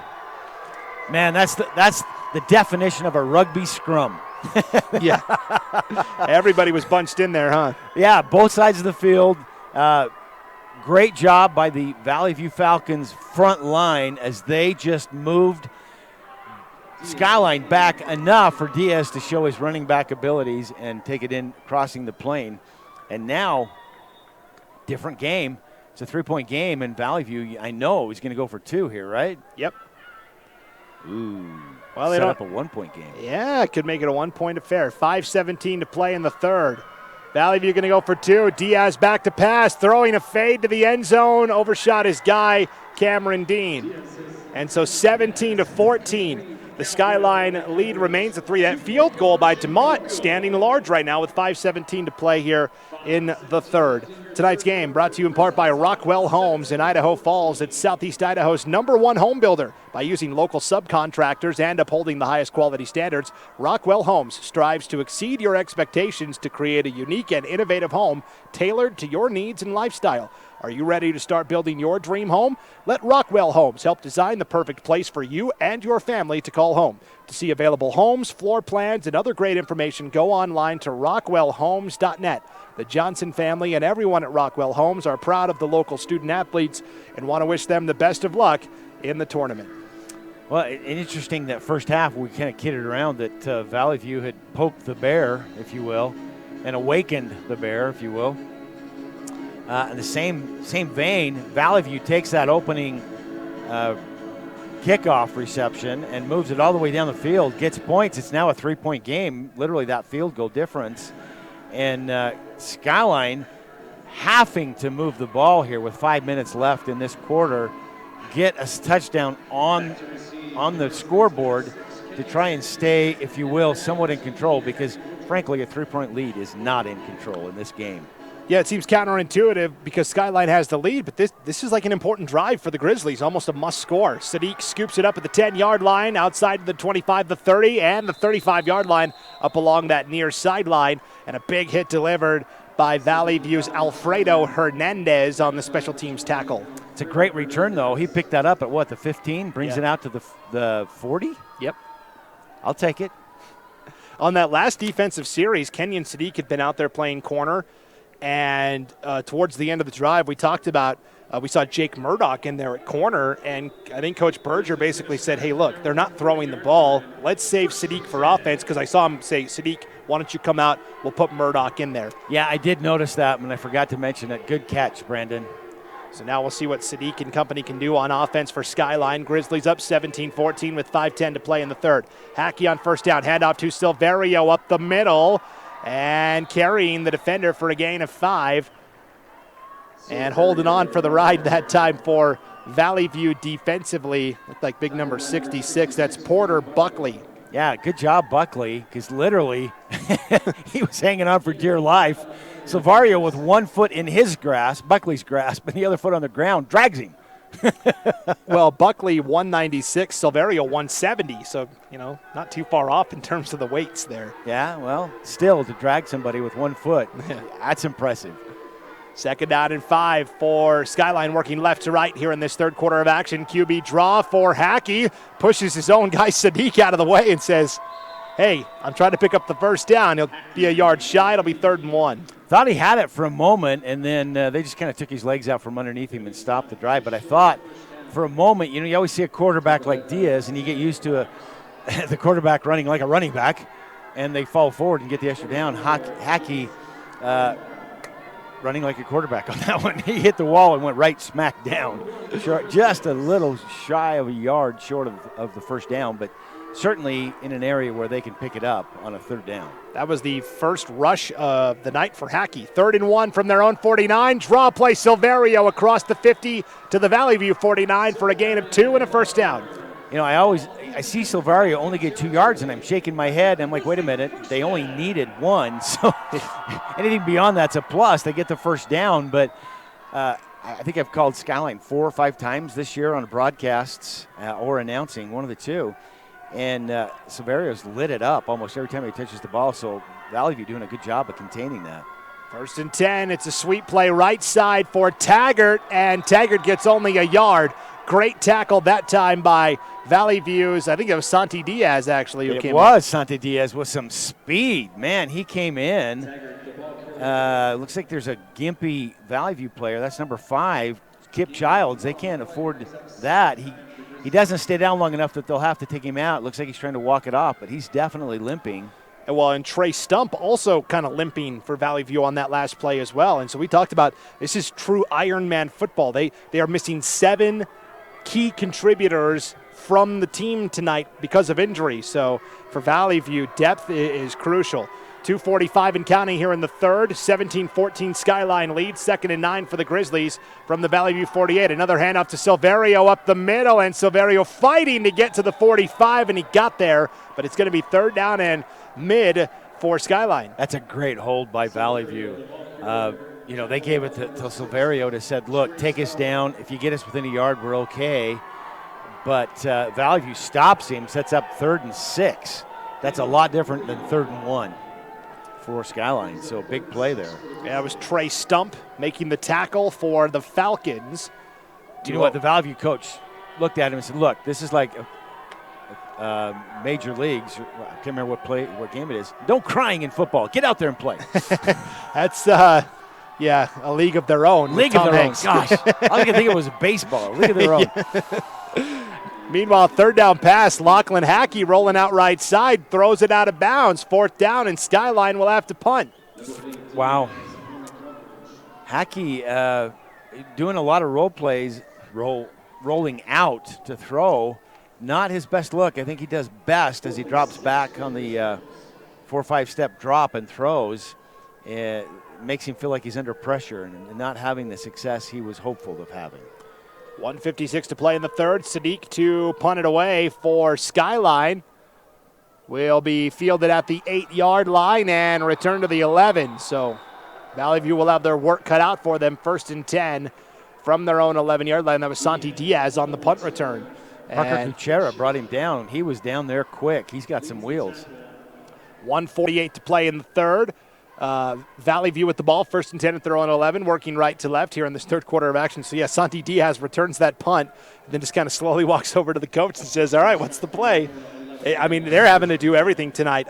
These basically 11, 12, 13 players. Normally we'd call that a utility player. He's in on every play. My biggest concern with 1:48 left is at what point do you run out of gas? Right. We saw that last week with Lakeland when they played Skyline. Skyline's depth ultimately won out. Well, hopefully it's never. Double handoff inside. It came out. Skyline's going to get it. Skyline does get it. Number 50 for the Grizz comes up with the ball. Jackson White. Wow, that's huge, Brandon. They tried that double handoff inside. Fumbled inside the 10-yard line. Jackson White recovers at the 8 for Skyline. The challenge is it's not inside the 5, it's inside the 10. So can Skyline use 4 downs to punch that in? And frankly, with that kind of a turnover, they have to. They have to take advantage of a fumble inside the 10 to keep some kind of a semblance of control of this game. 1st and goal from the 8. Handoff to Silverio off the right side. And wow, what a takedown. Yeah, that's a good open field tackle by Trey Stump. Stump's impressive. I don't know what his training is, but I almost want to say, has he done any steer wrestling? Because that was a great job of pulling him down like you would a steer. And Silverio lost a yard on that carry. It's 2nd and goal from the 9 now. With 1:15 and counting here in the third. Skyline holding on to a 17-14 lead, given a great opportunity as Jackson White recovered a fumble at the 8-yard line for the Grizzlies.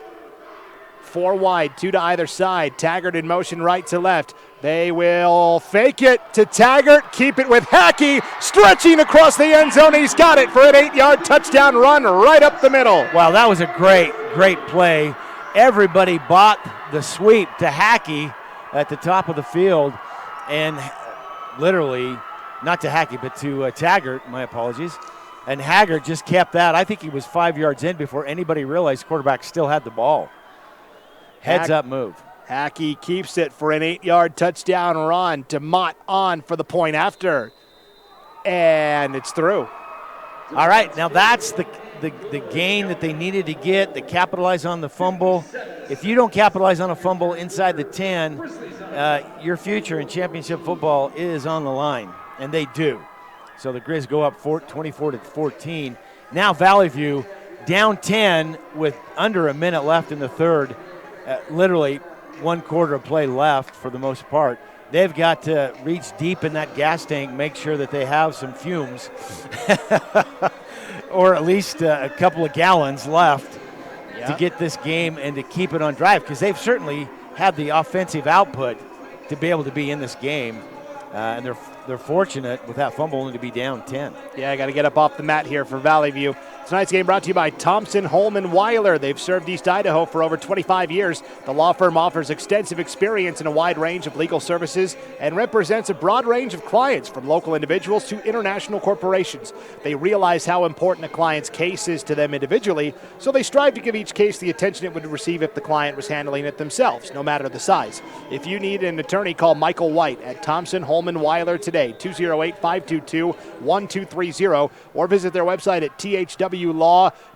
Thompson, Holman, Weiler, proud to support Skyline football, wishes the Grizzlies good luck in tonight's game. Good return out to the 30-yard line for the Vallivue Falcons. The first time tonight that a kick has not gone into the end zone for a touchback. That was Kip Childs on the return out to the 31 for the Falcons. That's 10-yard differential and where they're starting from on this drive than when they normal, because DeMont usually boots it through the end zone. That's 10 yards that they need with 51 seconds left in the third. 24-14, Skyline lead. Vallivue trying to answer back. Thought they had gotten the momentum by scoring that touchdown to bring it to within 17-14, but they gave it right back to Skyline with that fumble inside the 10. First and 10 from the 30. It's a quarterback keeper, Santi Diaz, to the 33. Penalty flag at the end of the play as well. It's a good fake to Tyson Fox, trying to sell the sweep to the top of the field, but Diaz keeps it. I'm wondering if that's going to be a holding penalty again. That's what it is against the Falcons. Holding call. That's a good, what that is a good representation of shooting yourself in the foot. Yeah. Every time well, not every time, but many times they've been driving, that holding penalty brings them back. And instead of, Diaz picking up a 3-4 yard gain and making 2nd and 6 or 7, all of a sudden the ball's back. I'm trying to see where they spot it, at the 21. Yep, back at the 21, where it'll be 1st and 18 now for Vallivue. Doing it the hard way. Yeah.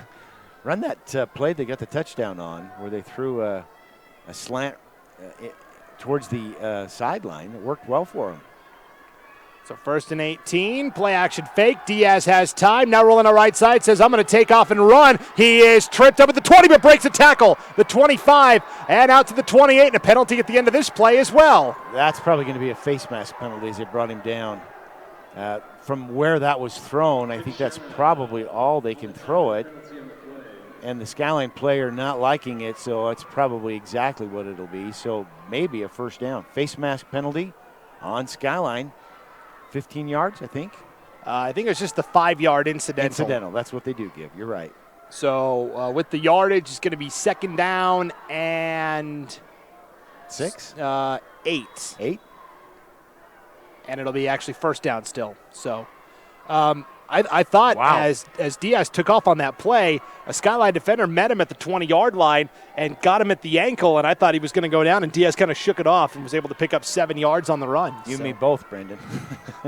1st down and 8, inside handoff. Kip Childs spin move at the 35, the 40, and slithering his way out to the 45-yard line. A gain of 12 and a 1st down, but a penalty flag on the far side now. Oh, no. I missed that. Trey Olson made the stop, but otherwise would have been. Oh, that's a sideline warning. Sideline warning, so I think they let the play go, don't they? Yes. That should be a 12-yard gain and a 1st down for Kip Childs. Childs having a good night. Impressive young man. He gets his feet underneath him. He's so far had a better night than Silvario, who I expected to have lots of 1st downs. So here's what's funny. It's a sideline warning. And what does Skyline do? They've got about 20 guys out on the field, plus Coach Berger. Every coach they have is out on the field. Now, I think it's because the clock has run down to the end of the third quarter, maybe, and we'll see. Right. No indication that the end of the period was over, and they're still talking about it. We're going to take the break. Through 3, it is Skyline 24, Vallivue 14. Back in a moment. You're listening to the 2021 Idaho High School Football Playoffs on IdahoSports.com.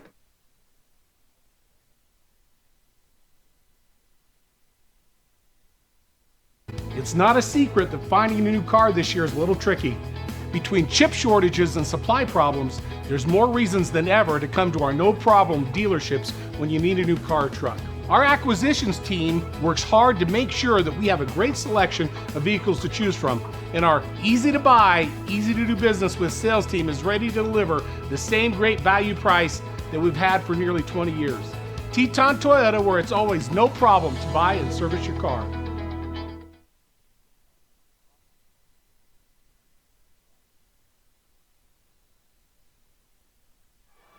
Welcome back to Holt Arena. Start of the fourth quarter. Diaz going to take a deep shot, double coverage for Dean, overshot him. And it'll be 2nd and 10 for the Falcons. Another penalty flag back at the 46-yard line. Tim, that is 4 plays in a row with 4 penalty flags. It's a holding penalty against Vallivue. Vallivue has got to stop on these penalties. They were fortunate on that last penalty that it was only a warning to the sideline. So no yardage. They got the first down. But the very next play, where they had a shot, although at double coverage, it's a tough shot, they pick up a 10-yard penalty. Actually, a little bit more, a 12-yard penalty, because it's from the spot of the foul, 2 yards back where the line was blocking. Yeah, boy, last play they were given a warning, and then the very next play they gave it away. Another penalty flag. So, well, here's the deal. They were deep down here with first in 19. They're now first and 22. And not only did they get out of the Searching for a friendly, experienced insurance agency? Then look no further than Alta Insurance. Alta Insurance provides policies that are personalized to each client's needs by offering a wide range of products and companies to take care of your Johnny assets. Basic hits Let him. one of our friendly and experienced agents take the time to sit down with you and understand your needs. Call or stop in today with offices in Idaho Falls and Twin Falls. Alta Insurance.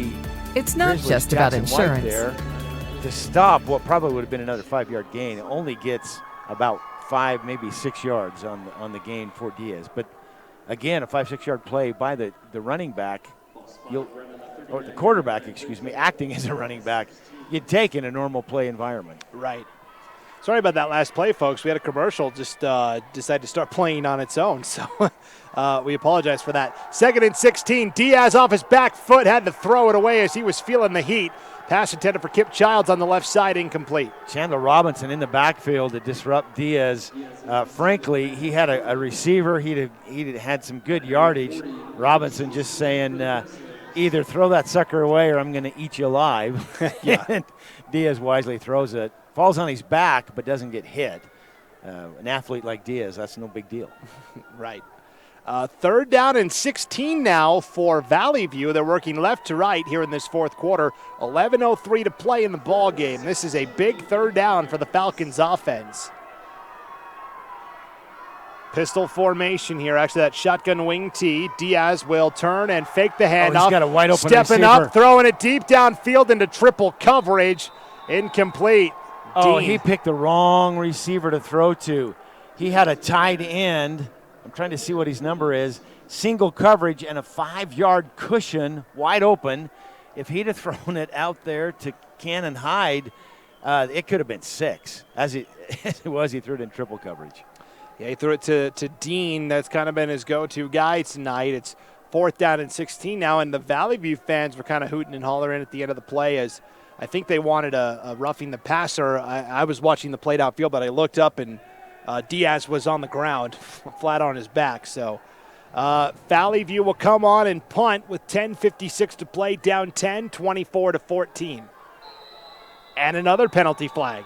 Oh, my goodness. Delay a game. Did not make that happen fast enough.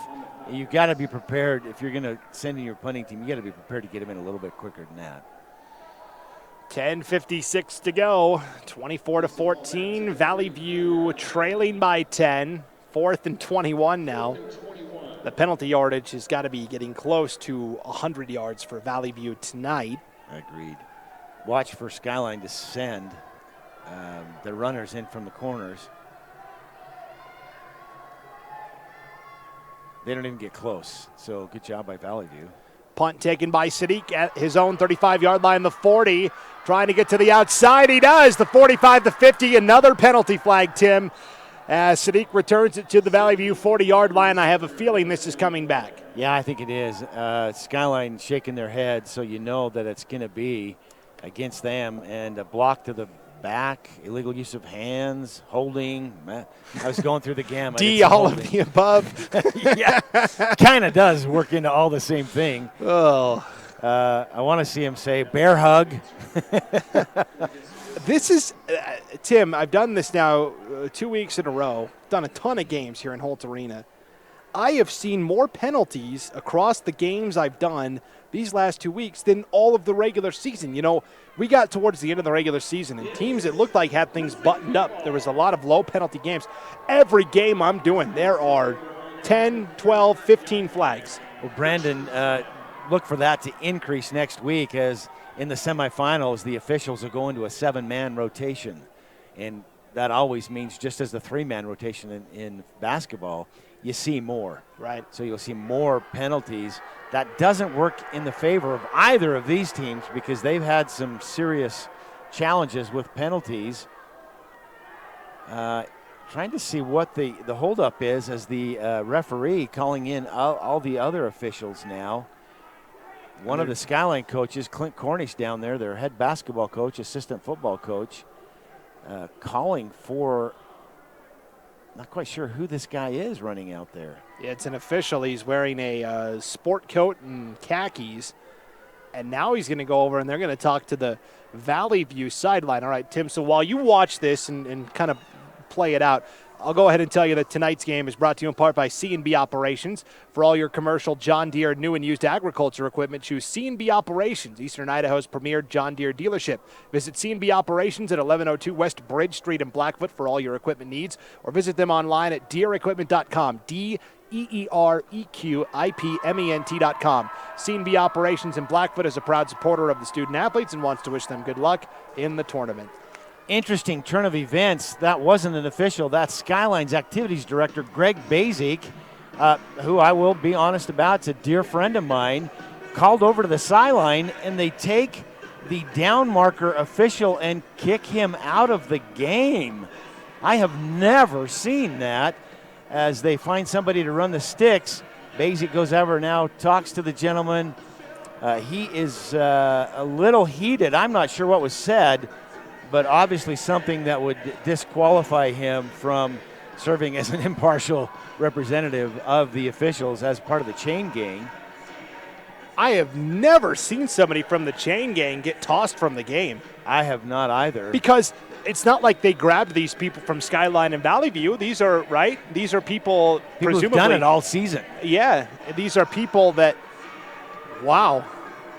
I'm not sure. Tournament action for you. I don't know that. Is it Skyline's chain gang since they're the home team? Yes, is that how that works? Skyline's chain gang. Okay, Exactly. So, all right. Very interesting. Hackey on first down is sacked. Lost 2 yards. And in on the stop for Vallivue. 72. That's Jordan Conlon. And so Hackey loses 2 yards. Wow.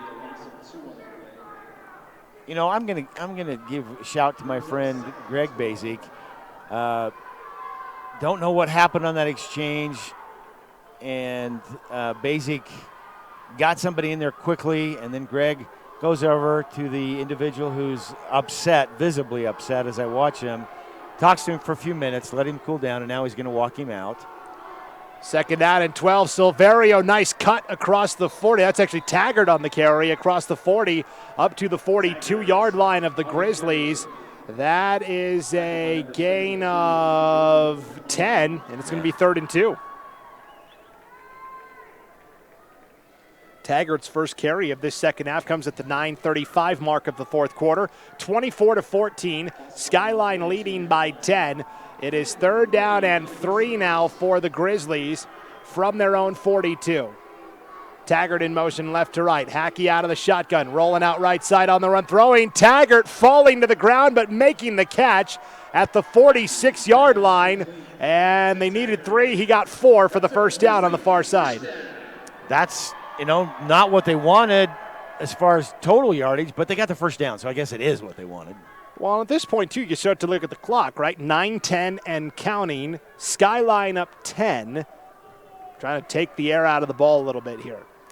Well, clock management becomes huge with a 10-point lead. If they can maintain this possession and eat another 2-3 minutes off the clock, that's sweet play to Taggart, blown up in the backfield. He tripped over his own blocker who was blocking for him. He hit his back foot and just tripped him up. Not what they wanted to have happen, but certainly good defense as the Vallivue Falcons were blowing back on the blocking for Skyline Grizzlies. So that was good move. That was Jace Ellenbaugh on the stop for Vallivue that time, and Taggart loses 5 yards on that carry. 8:20 to play in the ball game. 24-14, 10-point Skyline lead. 2nd and 15 for the Grizzlies from their own 41. Taggart in motion again, left to right. They'll fake to Taggart, inside counter to Silverio, blown up. And again, it's Ellenbaugh in on the action for Vallivue. That's a loss of 2 more yards. That is a great defensive read. I'm going to be bold here and say that Vallivue's watched a lot of game film on Skyline because they have shut down Silverio. He has not had the kind of night that you would expect him to have in a quarterfinals game. This is really two games in a row. Lakeland had done their homework as well. Really contained Silverio. Yeah. Sadiq hasn't had the nights that we thought he'd have. So interesting. Interesting moving forward. How do you defend against a game that you shut down their receivers and you're still losing by 10? 3rd and 17. Hackey over the middle, just beyond the fingertips. Intended receiver, Abron Silverio. It's 4th down. That would have been a first down. Oh, first down and an additional 10 probably. But still 8 a minute off the clock. So even though they're punting, puts them in decent territory with the ability to hopefully make Vallivue eat up a lot more time trying to move the ball down the field, even if they're able to do so. So 4th down. Skyline will punt with 7:25 to play. Sadiq gets off a boomer, angled towards the far side. We'll take a bounce at the 20, the 15, inside the 10. Going to roll down to the 5 and the 4. What a punt from Kenyon Sadiq. And he's over here, he's dancing. I don't know if you caught that at the 45. He's doing a little bit of dance. He's feeling it. As a punter, he's having a game of his life. Well, as everything else, he's having a good game too. That punt all the way down to the 4, where it'll be 1st and 10 for Vallivue, working left to right here in this fourth quarter. 7:11 to play. Falcons down 10. They've got to go 96 yards to just get within 3 striking distance. or 2 potentially. Yeah, I just say striking distance, the ability to get back in the ability to win the game maybe. Diaz handoff out of the end zone up the middle to the 10 and the 11, and finally brought down there by a host of Grizzlies. I think they're going to give him to the 13. Yeah, we'll see forward where they motion. Yeah, we'll see where they put this ball at. The Joker in on that stop. Your favorite guy. Little talking between the two sides as that was Carson Fox on that carry for a gain of 9. Well, I know that talking was, hey, nice drive. Good tackle. Way to go, buddy. Uh-huh. Just like that. Just the way you said it, Tim. Yep. Quarterfinals action, I'm pretty sure it was a little bit different than that. 2nd and 1 from the 13. Play fake up the middle. It's an option play. Pitch out to the right side to the 20 and stumbling to the 25. That's Tyson Fox off the right side for a first down. Great play. Diaz takes a hard hit, though, as he kicks that option out. Stays on the ground. Not good. Not good at all for Vallivue. Even though he's getting up, he's holding his left arm. Is he a lefty or a righty? He's a righty, isn't he? Yeah, righty. So not his throwing arm, but he's holding that very gingerly even if it's not his throwing arm, if anything's happened, such as a sprain or a break, that could go bad. And Valley View going to take a timeout here with 6:26 to play, I think, to try and see if Diaz can go, because otherwise he's got to come out of the game. He's got to come out of the game for a play. He must have just gotten demolished as he pitched that ball on the option play, right? And that's fair game. When the quarterback takes off on an option play, guys can come up and reasonably make a good hit. So, I reached out to Greg Basic, the activities director for Skyline, just said I wanted some clarification on that chain gang there, and it was exactly what we thought it was, a little bit of back and forth between the chain gang that's on the Valley View side, so it's Skyline chain gang. Right, on the Valley View mixing side. it up a little bit with the players there, which you can't have. They've got to be impartial. Yeah. So heads up to the officiating crew and to AD Basic for just neutralizing the situation. Let's not continue with that, and they did a good job of that. Again, first time I've ever seen it. I've never seen that before, Tim, so. Well, that's what we get in championship football, a little bit of emotion on the line both ways, and the officials handling it appropriately. Well, and you have to wonder, should Skyline advance, how does that affect his status for, I guess Skyline wouldn't be the home team, so it wouldn't matter. It'd be the Pocatello chain gang. The winner of this game will take on the Pocatello Thunder in the semifinals, presumably next Friday, right back here in Holt Arena. Presumably, but yeah, Pocatello would have control of that, which Skyline, they're not used to that so far in the playoffs. 6:26 to play. Low wobbler, intercepted at the 50-yard line. Coming away with the pick for Skyline, Jake Murdoch. Murdoch having a game. I've hardly ever called his name all year, and now he's getting hits right and left and an interception. There's a flag on the play. Oh, let's see. Back at the 45-yard line. Hold the phone. It is illegal participation against the Grizzlies. Wow. Not quite sure what that means. Other than yardage off, it's going to be 10 or is it going to be 15? 15 yards. So it's an unsportsmanlike. Yeah. I got to wonder if that's taunting. They just called it unsportsmanlike illegal participation, but I believe Skyline keeps the ball. They do. It was after the play was blown dead. So that's what makes me think it was a taunting call. I guess if you have the luxury of saying that they can still do it because it only moves them back 10, still get a 1st and 10 with 6 minutes to go. Not a smart move, though. I think I'd have a conversation with your player. So off the interception by Murdoch, Diaz threw it deep and threw it too short. Rainbow shot intercepted by Skyline. They'll start with a handoff to Silverio up the middle to the 39-yard line where it'll be 2nd down and 7. Clock continuing to burn. We're down to 6 minutes to play in this ball game, and Skyline leading by 10. Well, Skyline can take control. All they really need with just under 6 minutes now is like 2 first downs if they're smart about their ball management along with their clock management.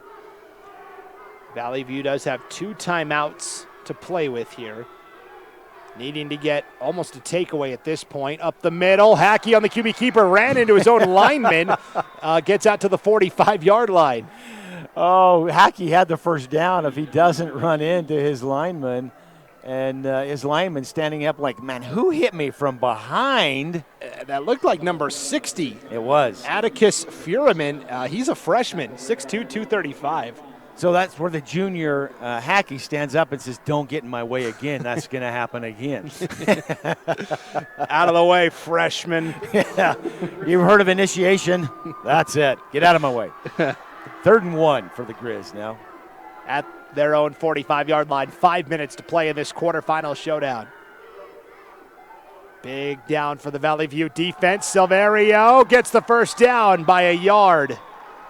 Yeah, that was, Valley View brought their linebackers. Both their outside linebackers came in on a blitz. And I thought they were going to catch him in the backfield, but Silverio slips forward for a gain of 2. First down, and now 4 minutes, 40 seconds and counting.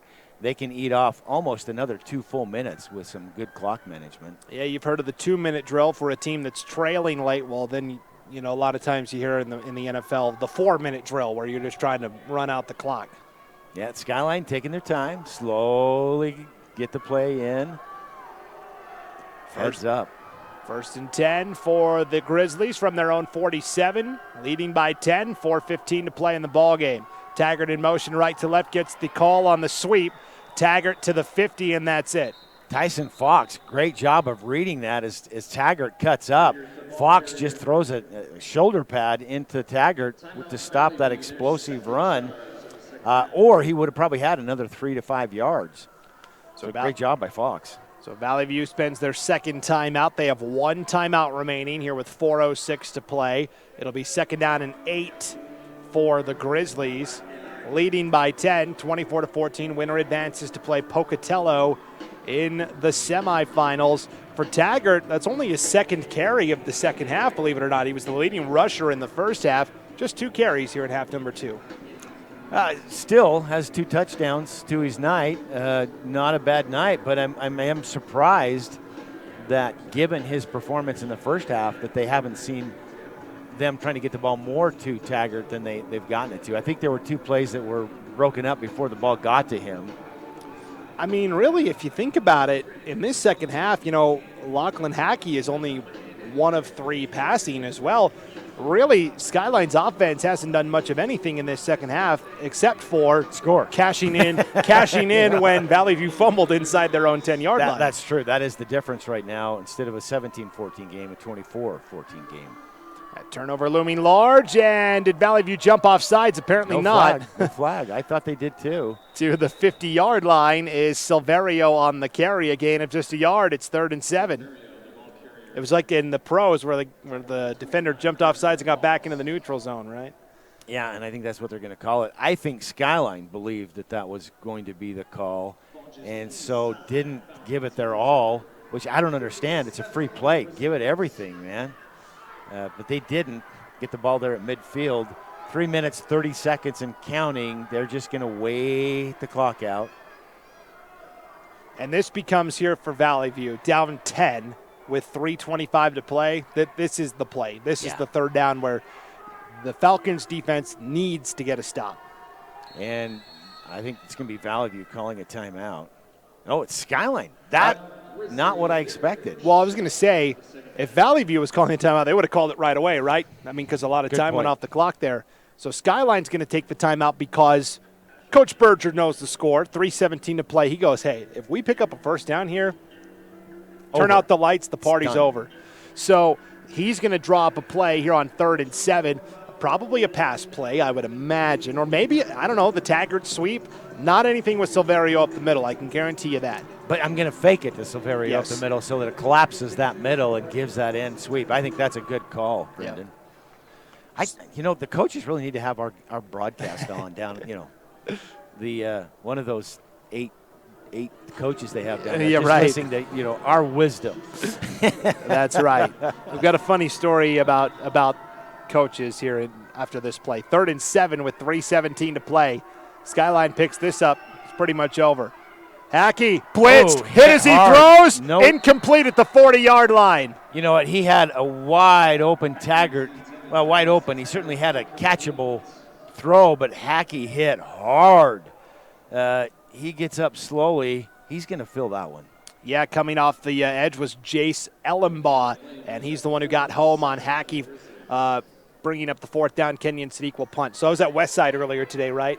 It's the 3rd time I've been there this year, and all 3 times Westside's been pretty dominant in rolling to a victory. They've got a player named Bryler Shirtliff, as Sadiq's punt is a high one, not a ton of distance.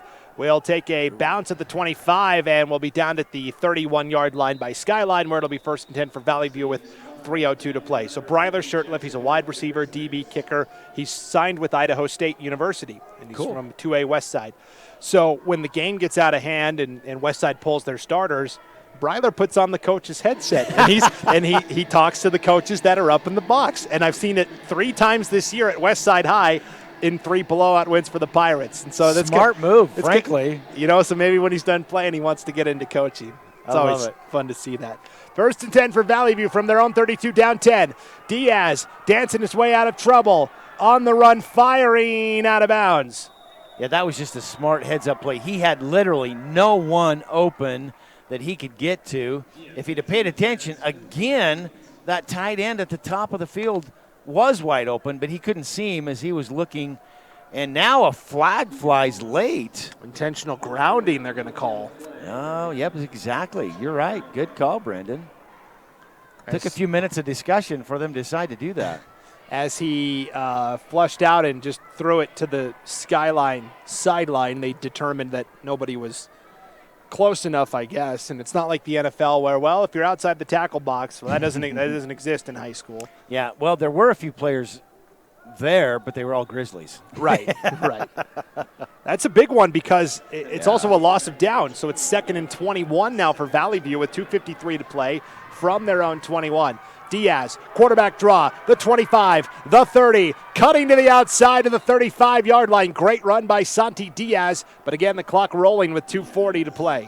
What a great athlete this kid is. He's a senior, making a position change that, look at what he just did. Gosh, he's now a 3rd and 7 instead of 3rd and 21. Love to see this kid be able to take it and play somewhere. Diaz throwing out route behind the receiver. Incomplete, 4th down. They have to go for it. I mean, 2 minutes, 22 seconds left. It's the game. Yes. You don't turn it over easily. Trying to throw the out route that time to Andre Gonzalez. Incomplete. 4th down and 6 for Vallivue from their own 36-yard line. 2:22 to play. Falcons trailing 24-14. I just love football season in the playoffs. Just some good football. We've seen it. A 24-14 game is a good game. 4th and 6. Diaz, play action, has time. Now flushed out of the pocket on the right side. Going to try and run and didn't get close. The Skyline defense collapses in. They get the turnover on downs. Johnny Basic's going to bring him down, and he's out there showing his stuff. He's proud of that. They're going to get the turnover. Skyline 1st and 10 and really control of this game now.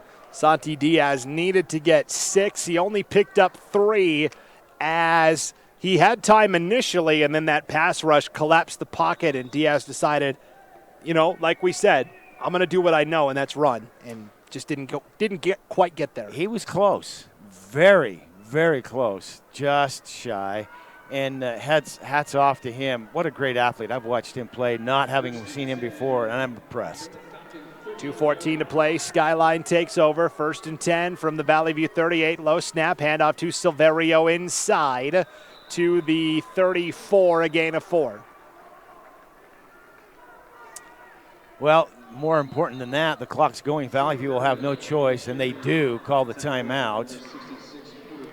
That is their 3rd and final timeout, so they cannot stop the clock any longer. 2:03 to play, down 10, 24-14. Skyline 2nd and 6 from the 34 of Vallivue. Well, I'm watching a couple of the Skyline cheerleaders, the parents all standing. They feel this victory. They feel their Skyline Grizzlies going back into the semis on path, hopefully, from their viewpoint, to get the opportunity to represent Skyline again in the state championship. Once you get a title, the desire to get back to that title game is huge. And I think the Grizz showing that tonight. Not maybe their best football. Penalties eating them up a little bit here. But the desire outweighing that penalty marker. I'm still not convinced we've seen Skyline's best football yet this year. Every game it seems like they won, but there's always a line of buts behind this Skyline team. Oh, that game I called against Blackfoot, they had 160 yards of penalties. You can't be in a championship game doing that. They've eliminated some of those, but way too many hankies on the field tonight. Whoa, Vallivue reads that. The defensive end, I think, got in soon. They don't call it, but a flag is in the backfield in what can probably only be a hold, and that's what it is, a holding penalty against Skyline, so it's going to bring it back.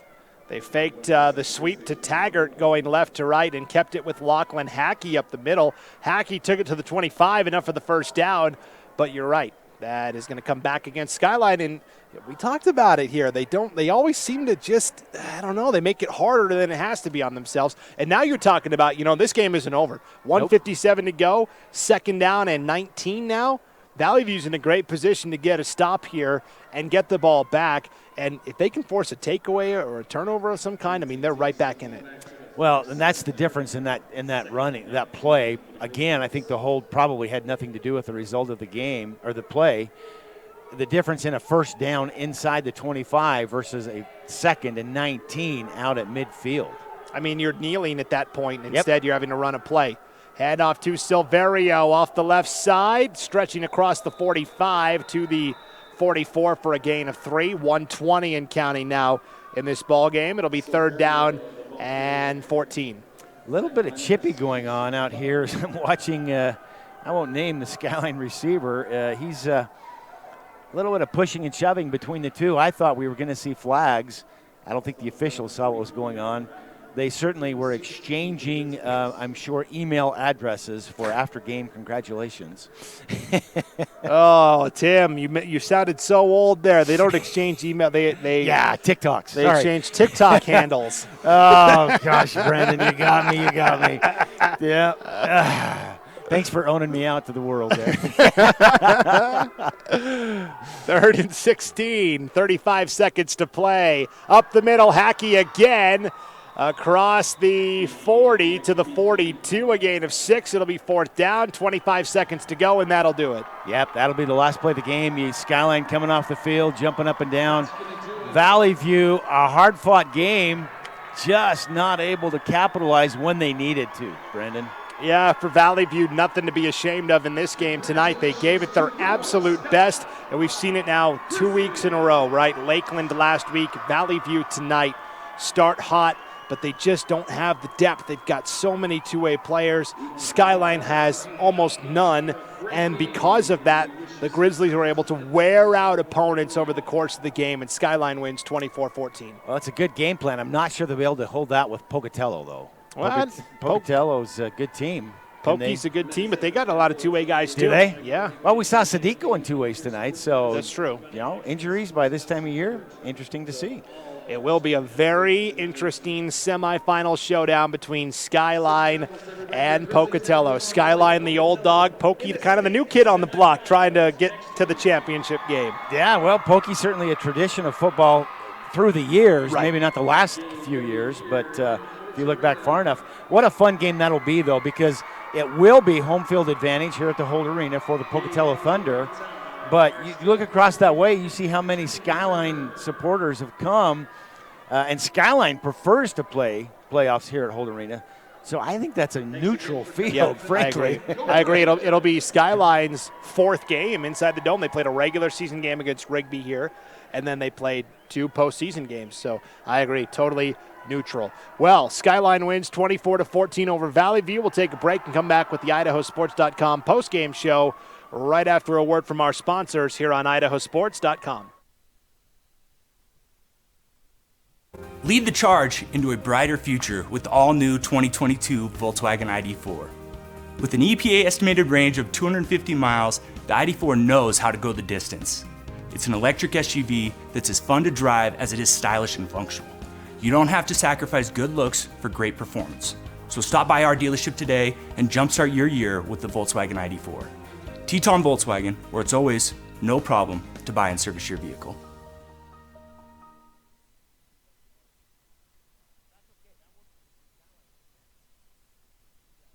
Searching for a friendly, experienced insurance agency? Then look no further than Alta Insurance. Alta Insurance provides policies that are personalized to each client's needs by offering a wide range of products and companies to take care of your assets. Let one of our friendly and experienced agents take the time to sit down with you and understand your needs. Call or stop in today with offices in Idaho Falls and Twin Falls. Alta Insurance. It's not just about insurance.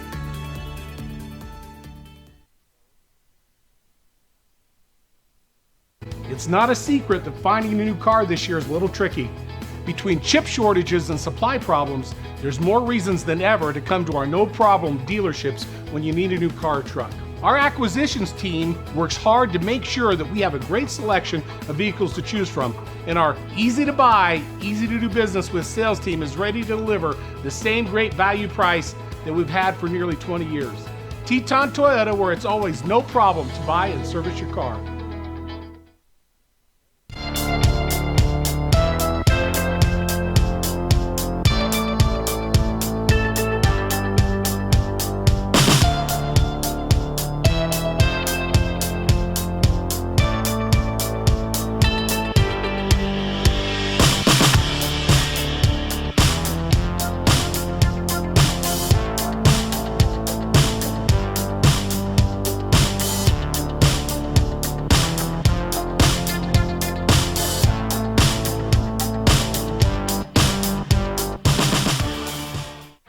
Dear Detour, you took us off-road on the gnarliest trails.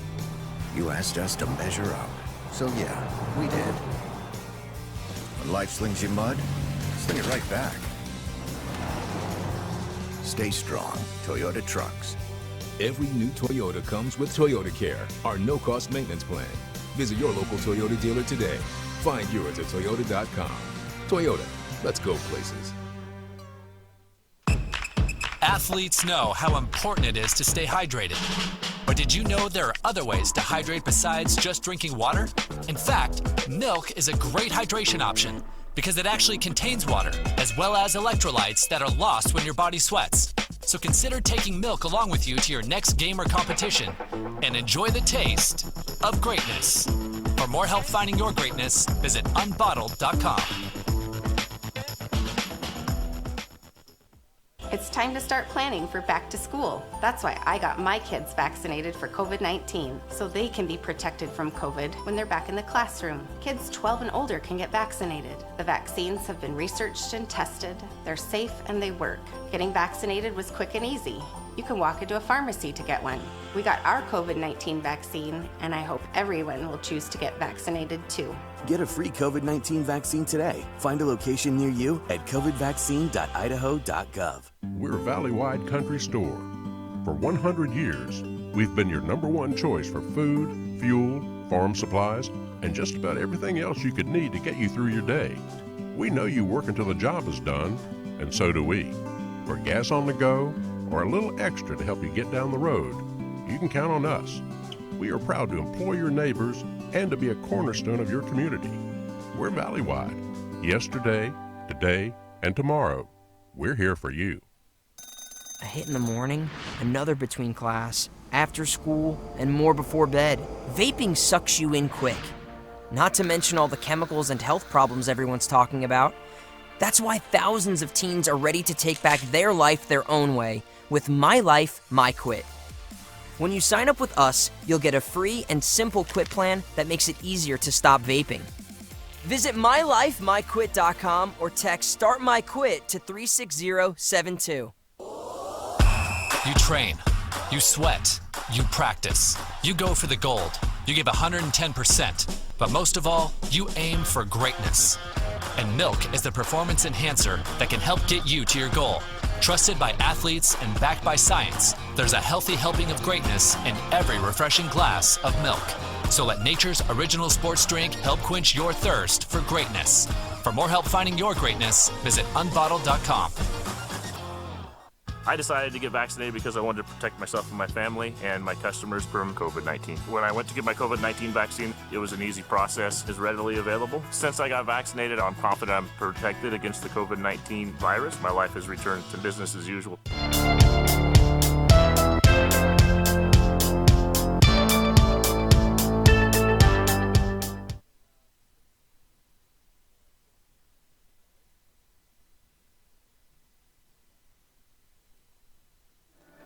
Welcome back inside Holt Arena in Pocatello on the campus of Idaho State University. It's the IdahoSports.com postgame show as the final game in the entire state of Idaho in the quarterfinal round has gone final. They went with the two closers to finish this one off, Tim. Tim Belknap, Brandon Baney, and the Skyline Grizzlies. Coffee is for closers. They'll get their coffee tonight because they closed this one out over Vallivue 24-14, the final. Yeah, and you know what? It was anybody's game for a while there. Both teams showing, I think you called it best, some blemishes where they could get hurt.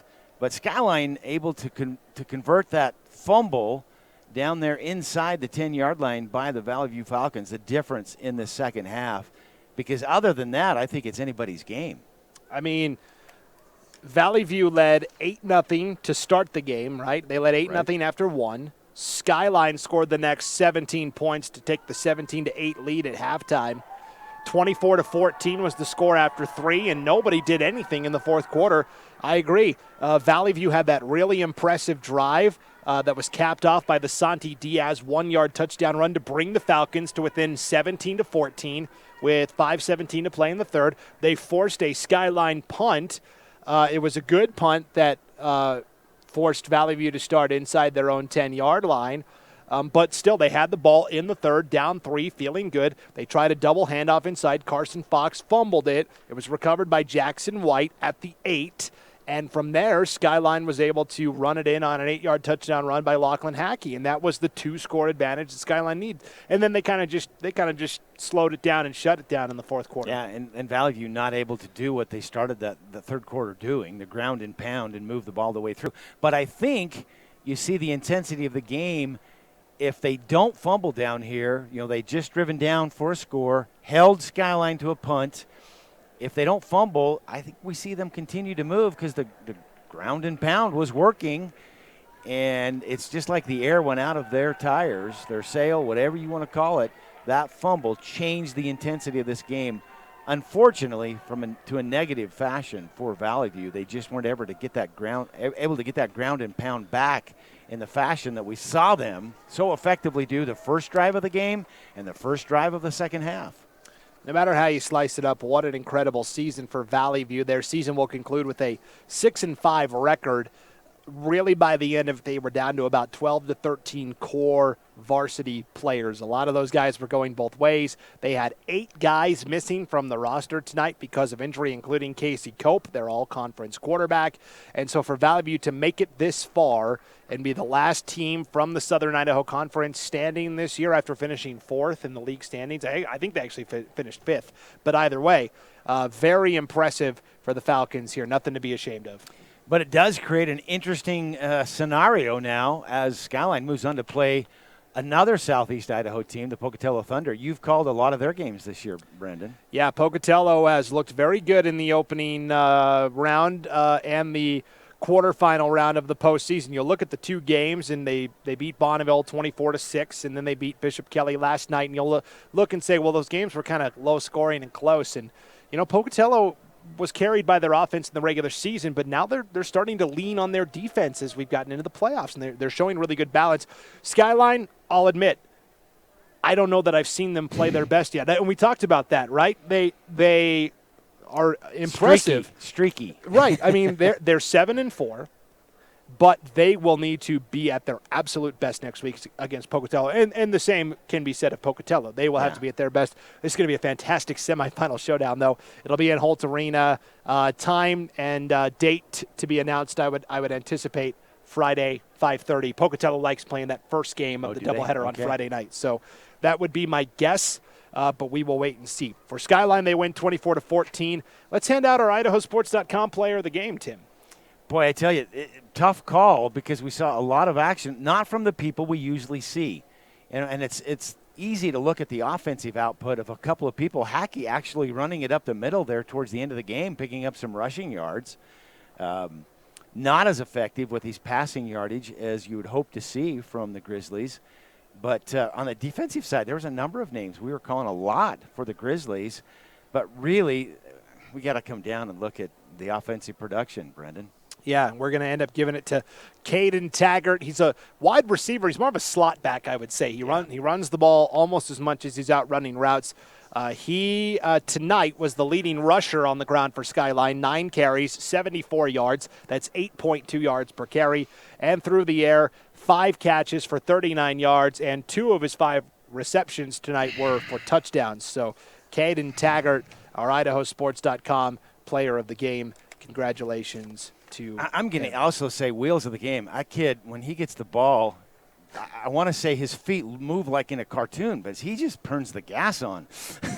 Can we line up Caden Taggart and Santi Diaz from Vallivue at the 50-yard line and have them race to the goal line? Who wins? That'd be fun. I'd almost say Santi wins on that one. Yeah, he's got great speed. He played great tonight at quarterback for Vallivue. Again, the Falcons, a tough loss, 24-14. That'll do it for this IdahoSports.com game streams production of the 2021 Idaho State Football Tournament. Tournament coverage has been presented by the Idaho Division of Public Health, your local Toyota dealer, Valley-wide Co-op and Country Stores, and Project Filter. Stop smoking, start living. We'd also like to thank our local sponsors tonight, Alta Insurance, Teton Toyota, Teton Volkswagen, Rockwell Homes, C&B Operations, Thompson Holman Weiler, and Conan Heating. Congrats again to Caden Taggart from Skyline, our IdahoSports.com player of the game, as the Grizzlies moving on up to the semifinals where they will take on the Pocatello Thunder next week. 24-14 the final over the Vallivue Falcons. For Tim Belknap, I'm Brandon Baney. Thanks for tuning in, everybody. We'll see you in the semifinals. Good night, everybody. This has been a presentation